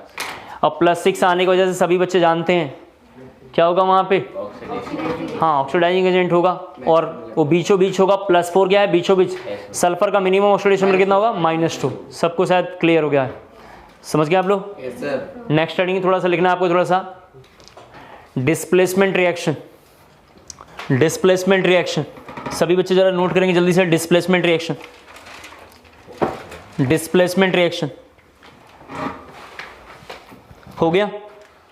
जरा से यहाँ देखें सभी बच्चे, डिस्प्लेसमेंट रिएक्शन के लिए एक कंटेनर लिया हमने शुरू में, और कंटेनर के अंदर जरा बोर्ड पे प्लीज देखना है, यहाँ पे कंटेनर है, बातें ना करें। यहाँ देखें, कंटेनर के अंदर हमने ले लिया है एक्वस CuSO4। एक्वस CuSO4, जो ये कंटेनर में हमने एक्वस CuSO4 लिया है, सभी बच्चे जरा से देख लें। एक्वस CuSO4 को आज से हम लोग बोलेंगे इलेक्ट्रोलाइट। क्लास 12th में आपको अच्छे से पता चल जाएगा इलेक्ट्रोलाइट क्या होता है। इसको अपन लोग बोलेंगे इलेक्ट्रोलाइटिक टैंक। इसका नाम है इलेक्ट्रोलाइटिक टैंक, ये लिखा इलेक्ट्रोलाइटिक टैंक। और इसके अंदर एक हमने रॉड ऐसा डिप्ड कर दिया है, इसको बोलेंगे इलेक्ट्रोड। इलेक्ट्रोड या रॉड इसका नाम है, इलेक्ट्रोड या इसका नाम रॉड है।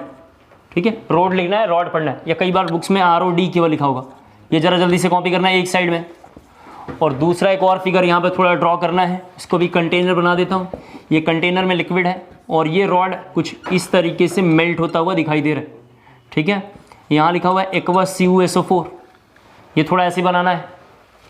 जल्दी से ये दो फिगर जरा ड्रॉ कर लेंगे, एक बराबर में लिख लेना थोड़ा दोनों, फिर 3-4 बातें में लिखनी है, वही कंक्लूजन है। क्लास 12th में सेम टॉपिक इलेक्ट्रोकेमिस्ट्री में होगा अपने आप।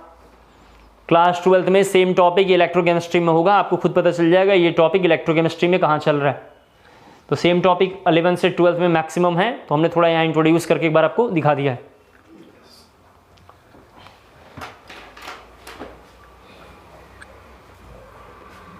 ठीक है, यहाँ लिखा है इलेक्ट्रोड, इसका नाम इलेक्ट्रोड है। जो रॉड रहता है घर में, बैटरी डूरासेल या कोई कंपनी का खरीद के लाएंगे, उसमें एक बीचों बीच एक रॉड धसा हुआ रहता है, उसके ऊपर एक कैप लगा रहता है स्टील का, आपने देखा होगा स्टील का कैप होगा, राउंड कैप। वो जो रॉड है उसी का नाम इलेक्ट्रोड है। इसको हमने हल्का सा टिल्ड कर दिया, वहाँ पे सीधा होगा। सीधा वाला हम लोग क्लास 12 में पढ़ेंगे, और अपने आप 12th में आपको सब कुछ समझ में आ जाएगा।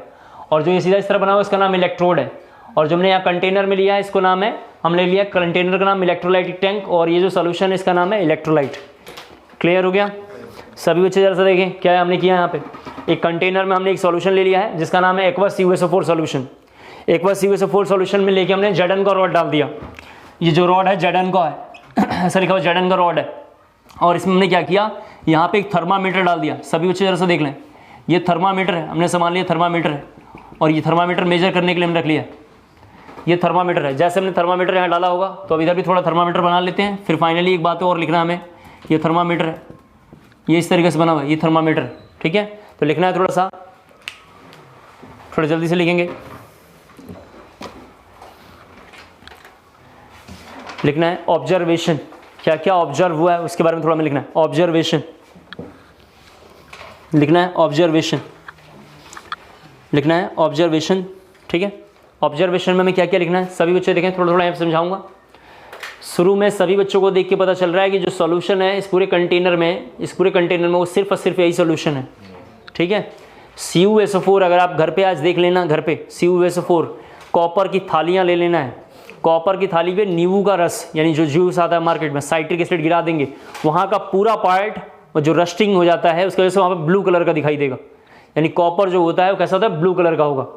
वो लाल कलर का दिखता है कॉपर, या रेडिश ब्राउन दिखता है, उसके ऊपर थोड़ा सा वहाँ पे कोई जूस डाल देंगे, मतलब कोई खट्टा चीज़ डाल देना है, तो हल्का सा ब्लू टाइप का चमकने लगता है। क्लियर हो पाया? तो यहाँ पर हमने लिख दिया इसका कलर कैसा है, ब्लू कलर, ऐसा मान लिया।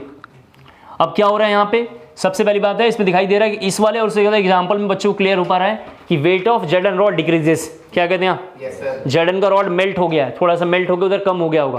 तो मैं कहना चाह रहा हूँ कि रॉड जितना यहाँ पे लेंगे वहाँ रॉड कम हो जाएगा। तो पहला पॉइंट लिखना है ऑब्जर्वेशन में, वेट ऑफ जर्डन रॉड डिक्रीजेस। वेट ऑफ जर्डन रॉड, जिंक रॉड या इलेक्ट्रोड, वेट ऑफ जर्डन रॉड डिक्रीजेस, वेट ऑफ जर्डन रॉड डिक्रीजेस। सेकेंड पॉइंट लिखना है जरा सा आपको, जब यहाँ पे जर्डन रॉड डिक्रीज करेगा तो कंटेनर से तो बाहर नहीं निकल जाएगा, इसी कंटेनर में कहीं होगा, तो इसी कंटेनर में कहीं ये गिर रहा होगा। मान लेते कंटेनर में यहाँ गिरने लगा, यहाँ पे गिरने लगा, तो कंटेनर के नीचे में यहाँ ये पीपीटी बना लेगा। इस पीपीटी का नाम एनसीईआरटी में लिखा होगा, बड़े लेवल की बुक्स में एनोड मड। एनोड मड तो हमने भी लिख दिया एनोड मड। एनोड मड क्या है, कुछ लिखा हुआ है। मड का मतलब जो गंदगी है या उसको हम बोल सकते हैं इम्प्यूरिटीज है, अभी हम जानते नहीं है, तो एनोड मड कुछ होता होगा, इसमें से मेल्ट होकर नीचे की ओर गिर जाएगा, तो इसका नाम है एनोड मड। ठीक है, सेकंड पॉइंट लिखना है। ठीक है, लिखना है second point, after weight of rod decreases, after weight of rod decreases, the blue solution fades, the blue solution fades, blue solution का जो कलर होगा वो चला जाएगा, the blue solution fade, the blue solution fade। दूसरी बात, घर में लिखिए लोगों, तीसरा पॉइंट जो लिखना बोलता हूँ, घर में क्या करेंगे, 5 निपो बैटरी या एवर एडी बैटरी, अब पता नहीं आती कि नहीं आती है, उसको लेकर आएंगे, जो घर में बूढ़े बुढ़िया लोग पहले यूज़ करते थे, पूरा सेल डेड कर गया हो, मतलब मर गया हो, वो प्राइमरी सेल है। प्राइमरी और सेकेंडरी सेल के बारे में जरा समझाऊं। टॉर्च लेकर आएंगे, एक ऐसा सेल मार्केट से लाएंगे जो 5, 10, 15, 50, 100 रुपये कितने का भी मिलता हो, कोई फर्क नहीं पड़ता। एक बार आपने सेल डाला और तुरंत टॉर्च फिट किया और चलाना शुरू किया। और शुरू में जब आप टॉर्च लेकर आएंगे, हालांकि क्लास 12 में समझ में आएगा, अभी थोड़ा 2-3 लाइन मुझे बोलना है, समझाने के लिए बोल रहा हूँ। तो जब शुरू अब मैं आप लेकर आते हैं, आप कोई भी बैटरी शायद आपने मार्क नहीं किया है, आप 5 रुपये की बैटरी खरीदोगे तब भी 1.5 वोल्ट लिखा होगा। आप 10 रुपये का बैटरी खरीदना 1.5 वोल्ट लिखा होगा। आप 5000 की बैटरी खरीद लेना 1.5 वोल्ट लिखा होगा। आपने शायद इस बात को मार्क नहीं किया है, क्यों ऐसा लिखा होगा क्लास 12 में आपको अपने आप इलेक्ट्रोकेमिस्ट्री में पता चल जाएगा। अभी समझाना चाहता हूँ कि बैटरी इतनी छोटी, इतनी पतली, डूरा सेल का AAA सेल देखा होगा आपने, बहुत पतला आता है 1.5। डबल ए मतलब थोड़ा मोटा सेल, घड़ी में जो लगता है, पहला बैटरी वाला था, दूसरा घड़ी में लगता है 1.5। जो इस माइक में भी लगा हुआ है वो भी 1.5, मोबाइल में लगा होगा 1.5, सब मैक्सिमम 1.5 के हैं। 1.5 इसका कोई वैल्यू है, वो क्या काम में आता है वो हम क्लास 12 में देखेंगे। अभी ऐसा मान लेते हैं सेल पड़ा हुआ, सेल की ये बैटरी की पहले पोटेंशियल एनर्जी है, इसको EMF बोलते हैं। तो मान लिया हमने ये एनर्जी है, आपने सेल को यूज में लिया, धीरे धीरे ये बैटरी धीरे धीरे क्या होगी, कम होगी। सेल का फोकस, मतलब जो टॉर्च लिया उसका हमने, धीरे धीरे उसका फोकस कम होगा। फाइनली एक दिन आप जला तो रहेंगे लेकिन ज़्यादा दूर से उसकी रोशनी जा नहीं रहोगी। क्लियर हो पा रहा है मेरी बात?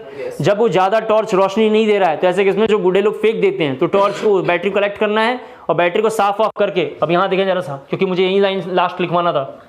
4 कंटेनर लेंगे और 4 निपो सेल, जरा प्लीज़ यहाँ देखना है, यहाँ पे निपो सेल हमने यहाँ पे ले लिया, ये 4 निपो सेल है।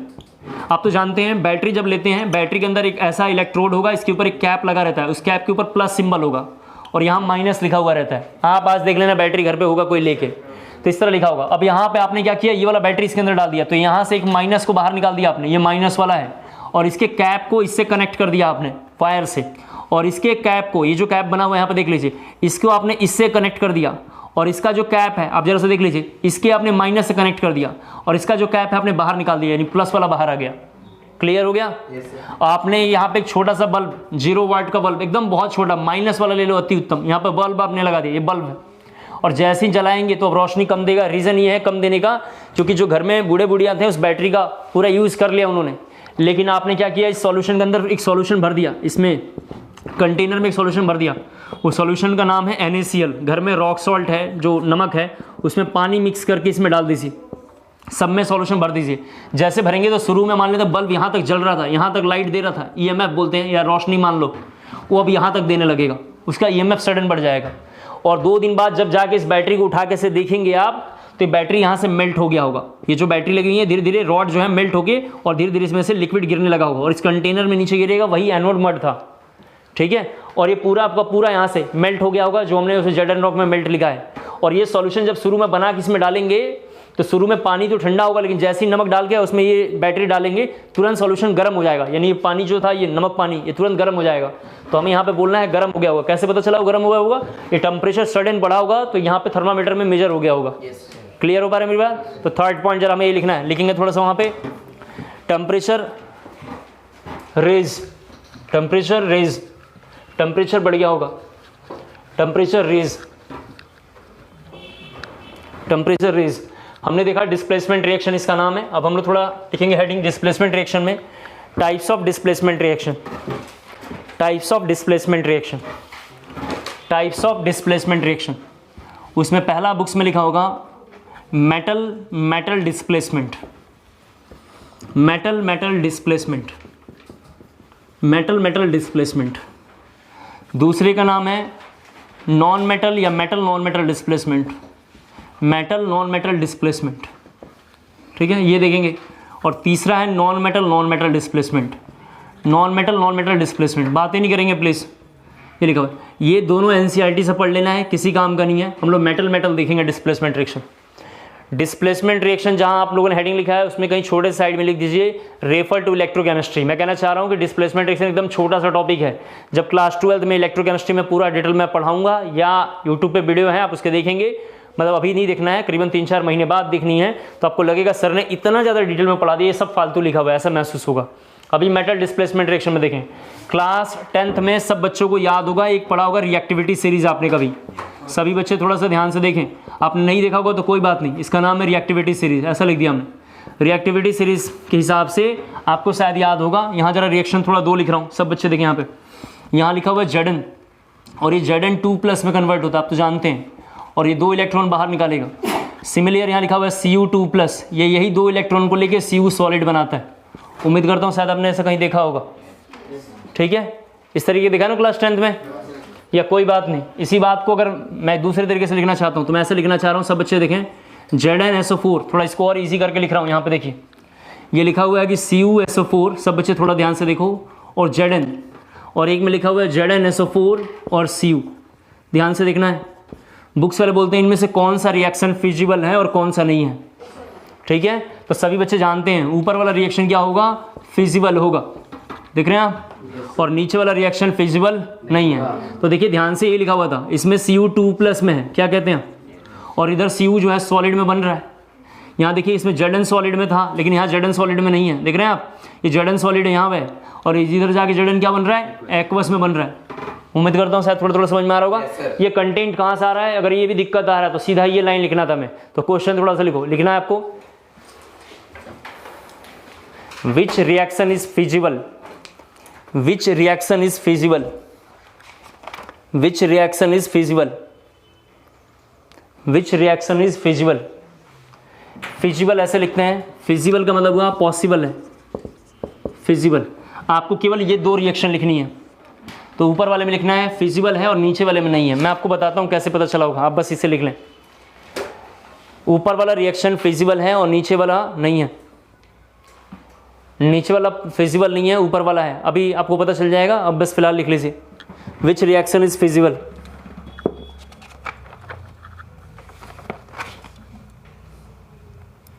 लिख दिया आप लोगों ने,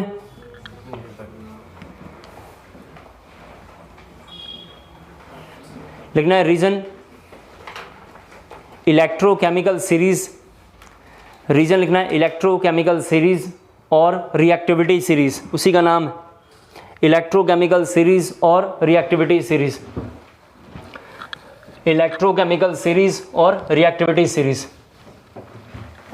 इलेक्ट्रोकेमिकल सीरीज और रिएक्टिविटी सीरीज। एक सीरीज जरा हम लोग जल्दी से लिख लेंगे, अपने आप सबको समझ में आ जाएगा।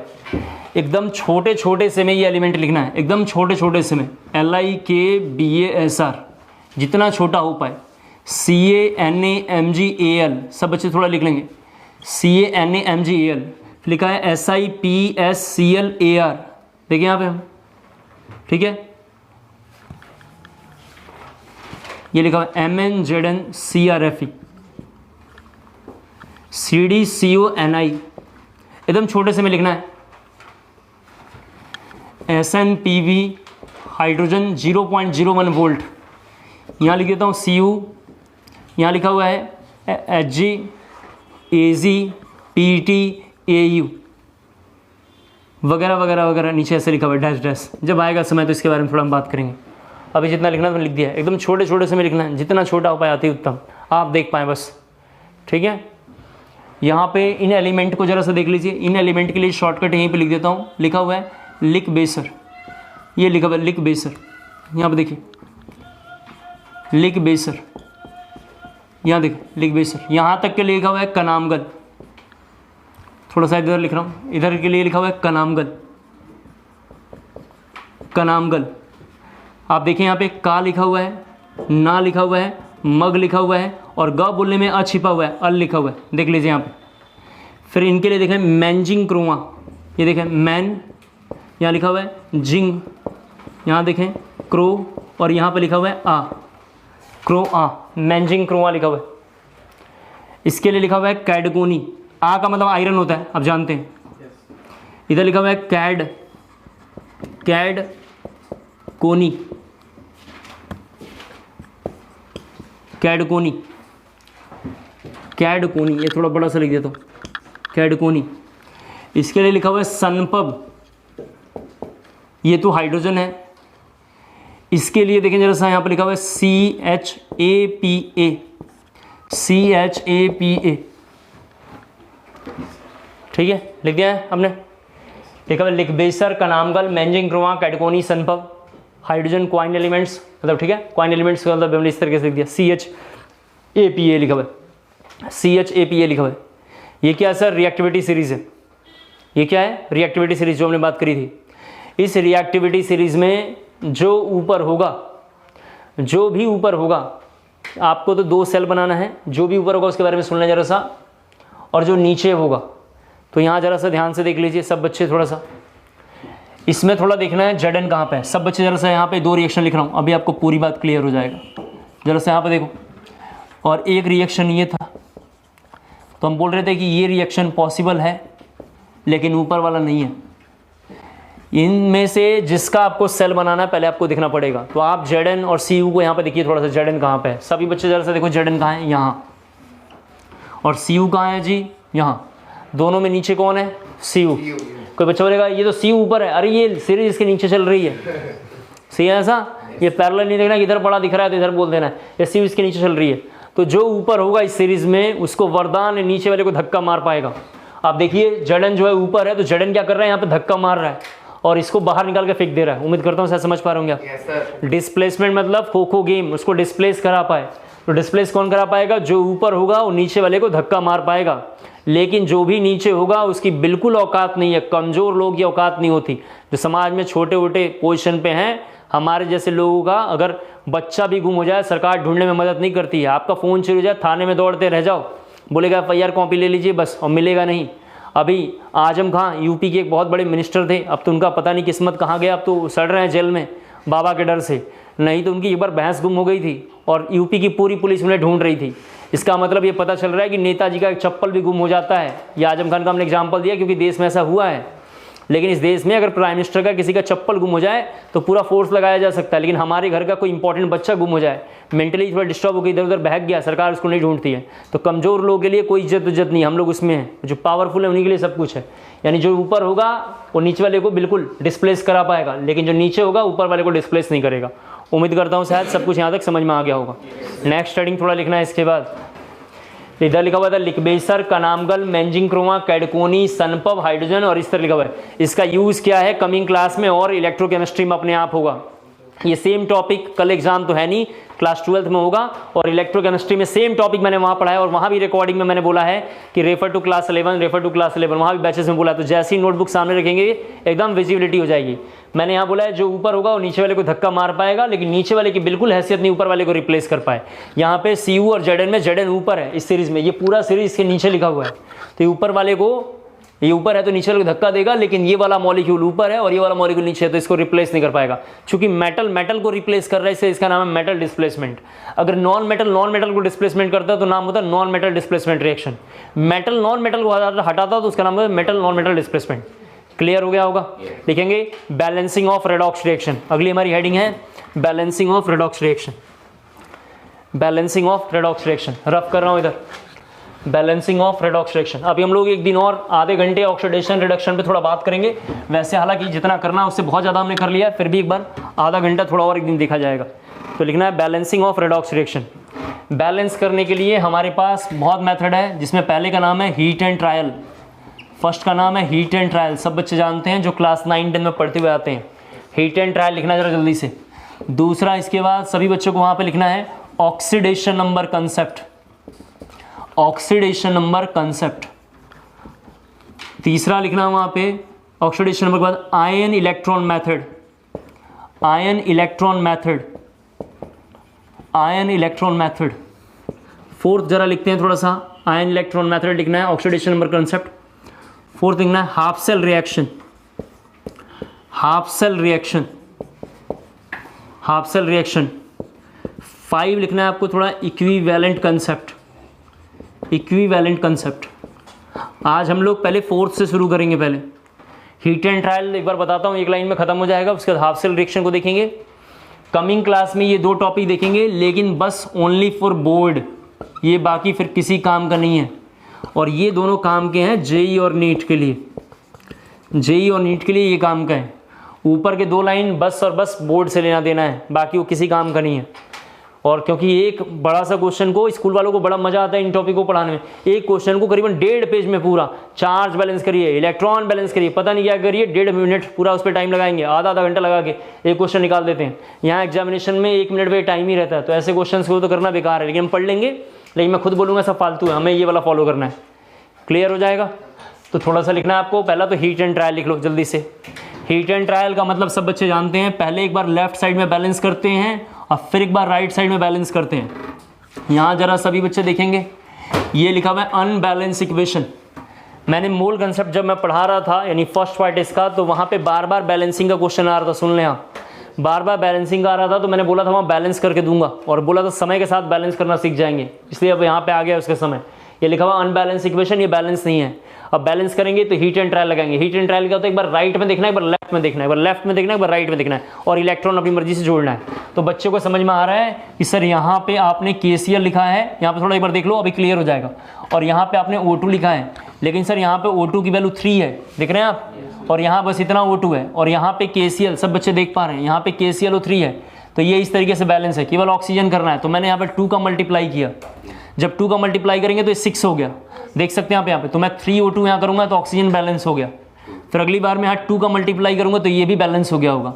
तो इसका नाम है balance equation. Heat and trial क्या है? बहुत ही आसान मेथड है, कभी एग्जाम में नहीं आएगा। उम्मीद करता हूँ शायद समझ गए होंगे आप। दोनों साइड में लेफ्ट एंड राइट बैलेंस करना है, तो ये थोड़ा नोट करना जरा जल्दी से। UBE unbalance equation and BE balance equation, BE balance equation.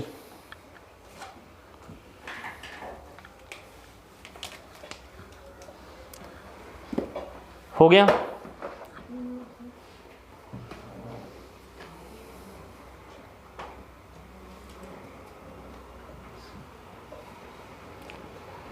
लिखना है इसके बाद हाफ सेल रिएक्शन,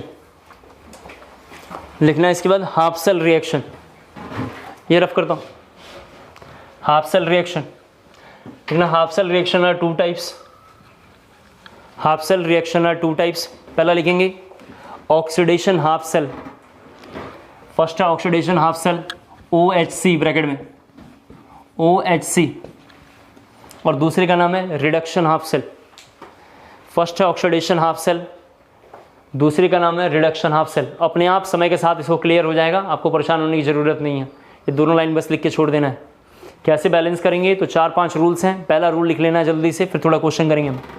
पहला रूल है balance atom, balance atom other than oxygen and hydrogen, balance atom other than oxygen and hydrogen, balance atom other than oxygen and hydrogen, other than oxygen and hydrogen। सभी बच्चे जरा से यहाँ पे देखें, ये लिखा हुआ है यहाँ पे, ये कहाँ से आया होगा सर? इसके बारे में थोड़ा देखें।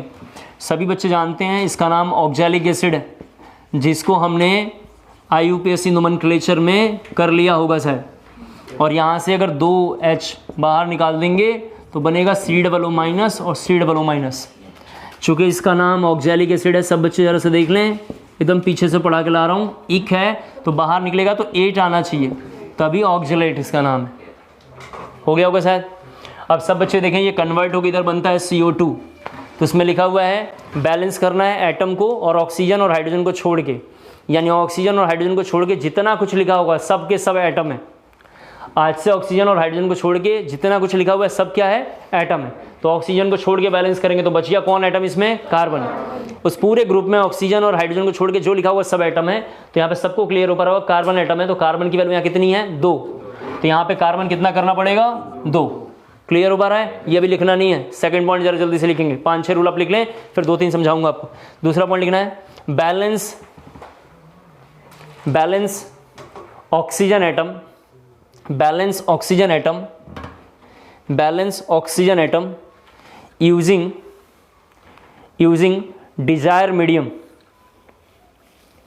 Using desired medium, desired medium. First option लिखना है, थोड़ा सा आपको फर्स्ट ऑप्शन लिखना है, मतलब इसके अंदर सेकंड का फर्स्ट पॉइंट लिखना है, ए ऑप्शन करके लिखना है, ए ऑप्शन करके। In acidic medium, first option में लिखना इन एसिडिक मीडियम, उसमें लिखेंगे at required number of water molecule, at required number of water molecule on the side deficient, on the side deficient, on the side deficient with oxygen and देखा आप लोगों ने, and quite number of H plus ion, and quite number of H plus ion,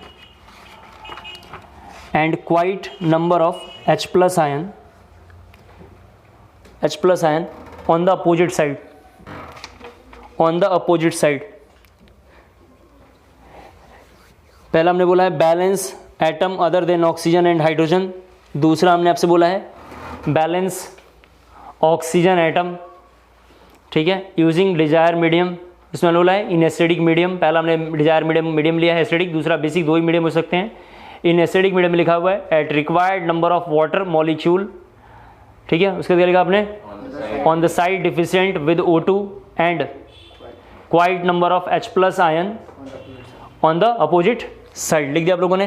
फिर दूसरा point लिखना थोड़ा सा वहाँ पे, दूसरा पॉइंट लिखेंगे बेसिक मीडियम, दूसरा पॉइंट लिखना है बेसिक मीडियम, दूसरा पॉइंट लिखना है बेसिक मीडियम, उसमें लिखना है at required number of water molecule, at required number of water molecule, at required number of water molecule on the side rich, on the side rich, on the side rich, on the side rich with O2, with O2, with O2 and quite number of OH ion, OH ion the opposite side, quite number of OH ion लिखा लोगों ने OH ion the opposite side. Third point लिखेंगे balance hydrogen atom, third है balance hydrogen atom, third point है balance hydrogen atom. ए भी दो point था, उसके बाद थर्ड पॉइंट लिखना है। थर्ड इज इंडिविजुअल, फर्स्ट था एटम, दूसरा ऑक्सीजन, तीसरा आप लिख रहे हैं balance hydrogen atom, balance hydrogen atom using H plus ion, using H plus ion, using H plus ion at the number of H plus ion, at the number of H plus ion on the side deficient, on the side deficient, on the side deficient with hydrogen, with hydrogen। Last point लिखेंगे charge, last point लिखेंगे charge, देखना charge is balance, charge is balance by electron, charge is balance by electron at required number of electrons, at required number of electrons, at required number of electrons on the side deficient, on the side deficient, on the side deficient with charge, with charge, with charge। सभी बच्चे थोड़ा board पे देखें ध्यान से क्या लिखा हुआ है उसमें, जो जो आपने लिखा है। हम लोग कमिंग क्लास में टॉपिक और डिफिकल्ट हो जाएगा। ये लिखा हुआ है उसमें एटम को बैलेंस करना है, देन उसके बाद ऑक्सीजन को बैलेंस करना है। क्या कहते हैं आप लोग? पहला एटम को करना है, फिर ऑक्सीजन को, देन हाइड्रोजन को। तो यहाँ पे लिख लेते हैं जरा सा, हाइड्रोजन को लिखा हुआ है और फिर लास्ट में लिखा हुआ है चार्ज। तो इस कंसेप्ट के लिए ऐसा लिखा हुआ है, हमने शॉर्टकट एक लिख लेते हैं, ये ए फालतू है और इसका मतलब हरियाणा लिख लो, ठीक है, और बाकी जो अच्छा लगे वो लिख लो। और यहाँ पे लिख लेते हैं चले, ये कंसेप्ट ठीक है, आओ हरियाणा चले लिखा हुआ है। ए एटम, ऑक्सीजन, हाइड्रोजन और चार्ज, ठीक है। ये लिखना जरा जल्दी से, इसको जरा मैं बैलेंस करके दिखा रहा हूँ। एक शुरू में ये फालतू ऐसे लिखा हुआ है, बस ए और वो हमारे काम का है। अब हरियाणा में तो जाने और घूमने लायक कुछ है नहीं, ठीक है, फिर भी लिख लेंगे। हरियाणा में कुछ है क्या? हरियाणा में चारों तरफ जाएंगे तो 4 चीज़ें मिलती हैं, ऐसा बोलना नहीं चाहिए, क्योंकि हमारे कोई मित्र उत्र रहता होगा तो हमें थोड़ा सा, हमारे बहुत सारे मित्र रहते हैं, आप में भी 2-3 लोग तो रहते ही होंगे। हरियाणा में 4 चीज़ें बहुत फेमस है। हर गांव के बाहर शमशान घाट, हर गांव के बाहर भैंसों का स्विमिंग पूल। आप में से कोई हरियाणा का लोकल हो तो जाकर देख लेगा, हर गांव के बाहर भैंसों का स्विमिंग पूल होता है कि नहीं जी? भैंसों का स्विमिंग पूल 10-15 बताओ, नहीं 2 मिनिमम, एक आगे पीछे तो रहता है। और कई बार तो गांव बहुत ज़्यादा भैंसें पाल ली हैं तो उनके बीच बीच में रहता है, और उसमें भैंसें आराम से लौटती पोटती हैं, पूरा दोपहर तक खेलती हैं, शाम को घर आ जाती हैं। तो भैंसों का स्विमिंग पूल हरियाणा में है। एक हमारे बैच में पहले 2015-16 में पढ़ाता था, तो एक कालू नाम का लड़का था, उसका पता नहीं क्या नाम था, ये नाम से पॉपुलर हो गया था, एनडीए में उसका सिलेक्शन है, ठीक है। तो वो लड़का ही मेरे को बताया कि खाजपुर का रहने वाला था। झज्जर के पास खाजपुर है कि नहीं बताओ तुम? खाजपुर है। तो हमने उसको बोला कि तुम कहाँ के? तो एक लड़के ने बोला सर इसके गांव पूछिए। मतलब क्या हुआ? बोला सर इसको पूछिए ना गांव। तो मैंने पूछा कहाँ है? बोला खाजपुर। तो मुझे लगा ऐसी मजाक कर रहा है ये। बोला सर नो सर सीरियसली खाजपुर है। तो हमने सच में देखा खाजपुर था, और एक बार उसके मैं घर भी गया था तो बहुत सारी भैंसें थी। मैंने पूछा ये कहाँ जाता है? बोला सर शाम को आ जाएंगी दोपहर में भैंसों के स्विमिंग पूल में। तो जब झज्जर, ये झज्जर से तो हैं, इनसे पूछ लीजिए, जो झज्जर से जाते हैं, मतलब झज्जर से जब खातीवास एक गांव है, जब उस गांव में जाते हैं तो खेरी वेरी बस बीच बीच में आता रहता है। उस गांव में जब जाएंगे तो मैंने देखा है गाँव के बाहर शमशान घाट जनरली रहता है, और थोड़ी थोड़ी दूरी पे जो है भैंसों के स्विमिंग पूल बने हुए हैं। 3-4 स्विमिंग पूल हर गाँव के आसपास में रहता है, ठीक है। उसमें बिल्कुल आप ना जाए, नहीं तो बहुत बीमारी हो सकती है। तो पहला एटम बैलेंस करना है, जो कार्बन हमने कर दिया है। दूसरा आप समझ पा रहे हैं, ऑक्सीजन करना था, तो ऑलरेडी ऑक्सीजन बैलेंस हो गया। क्या कहते हैं, यहाँ 4 है और यहाँ भी 4 है। अब हाइड्रोजन तो है ही नहीं, छोड़ देंगे। अब बचा चार्ज बैलेंस करना है। इधर में -2 है, सब बच्चे देख पा रहे हैं, और इधर में न्यूट्रल है। इधर में -2 है, उधर में न्यूट्रल है, तो 2 इलेक्ट्रॉन लगाना पड़ेगा। आप बताइए किधर लगाना चाहिए? फिर से इधर जरा से देख लीजिए एक बार। यह एटम बैलेंस हो चुका है, ऑक्सीजन भी बैलेंस हो गया है, हाइड्रोजन है नहीं, वहाँ चार्ज को बैलेंस करना है। तो चार्ज इधर माइनस है, आप देख पा रहे हैं यहाँ पे इजीली, और 2 हमें इलेक्ट्रॉन लगाना पड़ेगा, तभी तो चार्ज बैलेंस होगा। अब 2 चार्ज को बैलेंस करने के लिए मैं खुद गया, बस इलेक्ट्रॉन से बैलेंस होगा। तो चार्ज अगर आप इधर 2 इलेक्ट्रॉन लगाएंगे तो इधर -4 हो जाएगा। क्या कहते हैं आप? और इधर लगाएंगे तो चार्ज भी बराबर हो जाएगा। तो सभी बच्चे समझ पा रहे हैं, 2 इलेक्ट्रॉन इधर लगाना पड़ेगा। कर लेंगे सर? चलिए पहला जरा सा नोट कर लीजिए। ये पहले ऐसे नोट करना था, C2O4 लिखना था, फिर 2- और यहाँ लिखना था CO2, ऐसे लिखना। पहले एक एक क्वेश्चन ऐसे लिखना है। दूसरा जरा सा लिखा हुआ है H2S। पहला लाइन तो जरूर लिखना है, नहीं तो पता ही नहीं चलेगा किसको बैलेंस कर रहे हैं। तो हमने पहला लाइन ये लिख दिया। अब बैलेंस करेंगे तो सब बच्चे जानते हैं सर, सल्फर को बैलेंस करना है जो ऑलरेडी बैलेंस है। क्या कहते हैं आप? सल्फर के बाद सब बच्चे जानते हैं ऑक्सीजन को करना था जो है नहीं। अब हाइड्रोजन को करेंगे तो इधर में 2H+ देख लीजिए, तो इधर में 2H+ दोनों बैलेंस हो गया। आप चार्ज को बैलेंस करेंगे, इधर में 2+ है, इधर में 0 है, तो हमारे पास 2 चॉइस है, या तो इधर 2+ लेकर आए, या चॉइस नंबर 2 है कि इधर में 2 चार्ज को न्यूट्रल कर दें। और न्यूट्रल करने का मतलब सब बच्चे समझ पा रहे हैं, इधर में 2 इलेक्ट्रॉन रखना पड़ेगा। ठीक चल रहा है? Yes sir. कर लेंगे। ऐसे ही जरा 2-3 क्वेश्चन लिख रहा हूँ। चलो सबसे पहले तो ये क्वेश्चन लिखो कि तुम लोग Cl2O7 -2 Cr+3। जरा इधर 3-4 लिख देता हूँ, आप जरा इसको करेंगे। एक बहुत आसान तो ये करना चाहिए था, पता नहीं आप समझ पाएंगे। एक पहले तो ये लिखना है, उसके बाद बैलेंस करना है, नहीं तो गड़बड़ हो जाएगा। NO3 - NH3। ये 2 क्वेश्चन जरा बैलेंस करना है जल्दी से आपको। फिर 3-4 बोल दूंगा, उससे आप कर लेना, और फिर बहुत हो जाएगा आज के लिए इतना।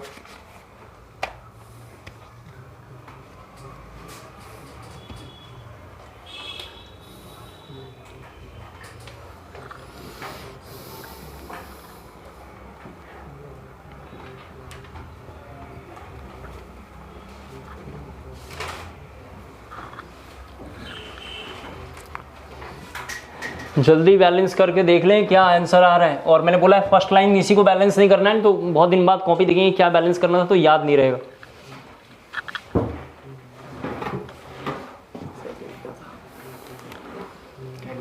यहाँ देखिए Cl2O7 Cr+3, यहाँ -2 लिखा हुआ है। Yes sir.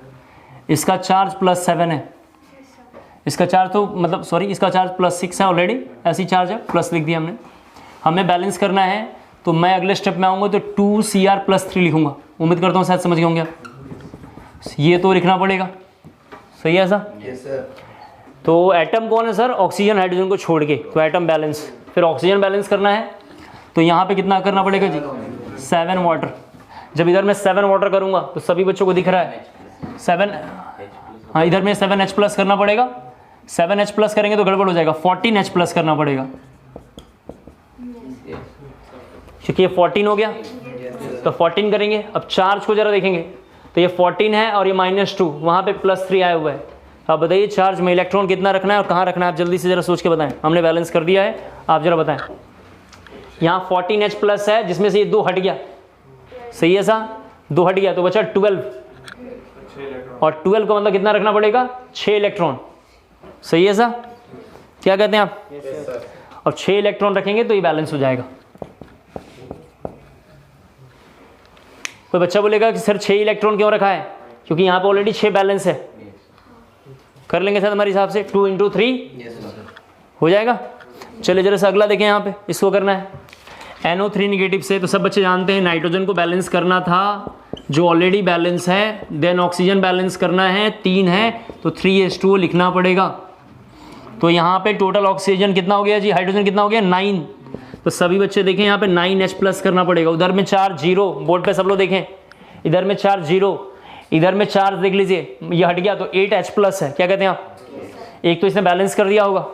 तो यहाँ पे सब बच्चे समझ पा रहे हैं कितना रखना पड़ेगा? 8 इलेक्ट्रॉन। कर लेंगे शायद हमारे हिसाब से। Yes sir. तो आज के लिए इतना रहने देते हैं, फिर कमिंग क्लास में इसके आगे करेंगे। क्या कहते हैं आप? कमिंग क्लास में NCERT लेकर आना है, ये एक बड़ा काम है। NCERT लेकर आएंगे। 2 टॉपिक पे मैं आज 3-3 क्वेश्चन जरा प्रैक्टिस करवा दूंगा।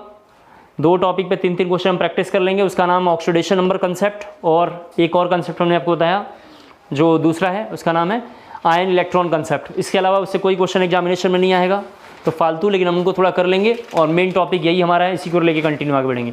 और थोड़ा ऑक्सीडेशन रिडक्शन के और थोड़ा हम लोग क्वेश्चन करेंगे, बैलेंसिंग थोड़ा देखेंगे, फिर एन फैक्टर की ओर चलेंगे। तो मुझे लगता है आज की क्लास के बाद 3 या 4 क्लासेस, 3 क्लास में ये चैप्टर हमारा कंप्लीट हो जाएगा। ठीक है, तो इतना रहने देते हैं, ब्रेक कर दो जी। ठीक है, अब कितने टुकड़े हुए होंगे देखना पड़ेगा।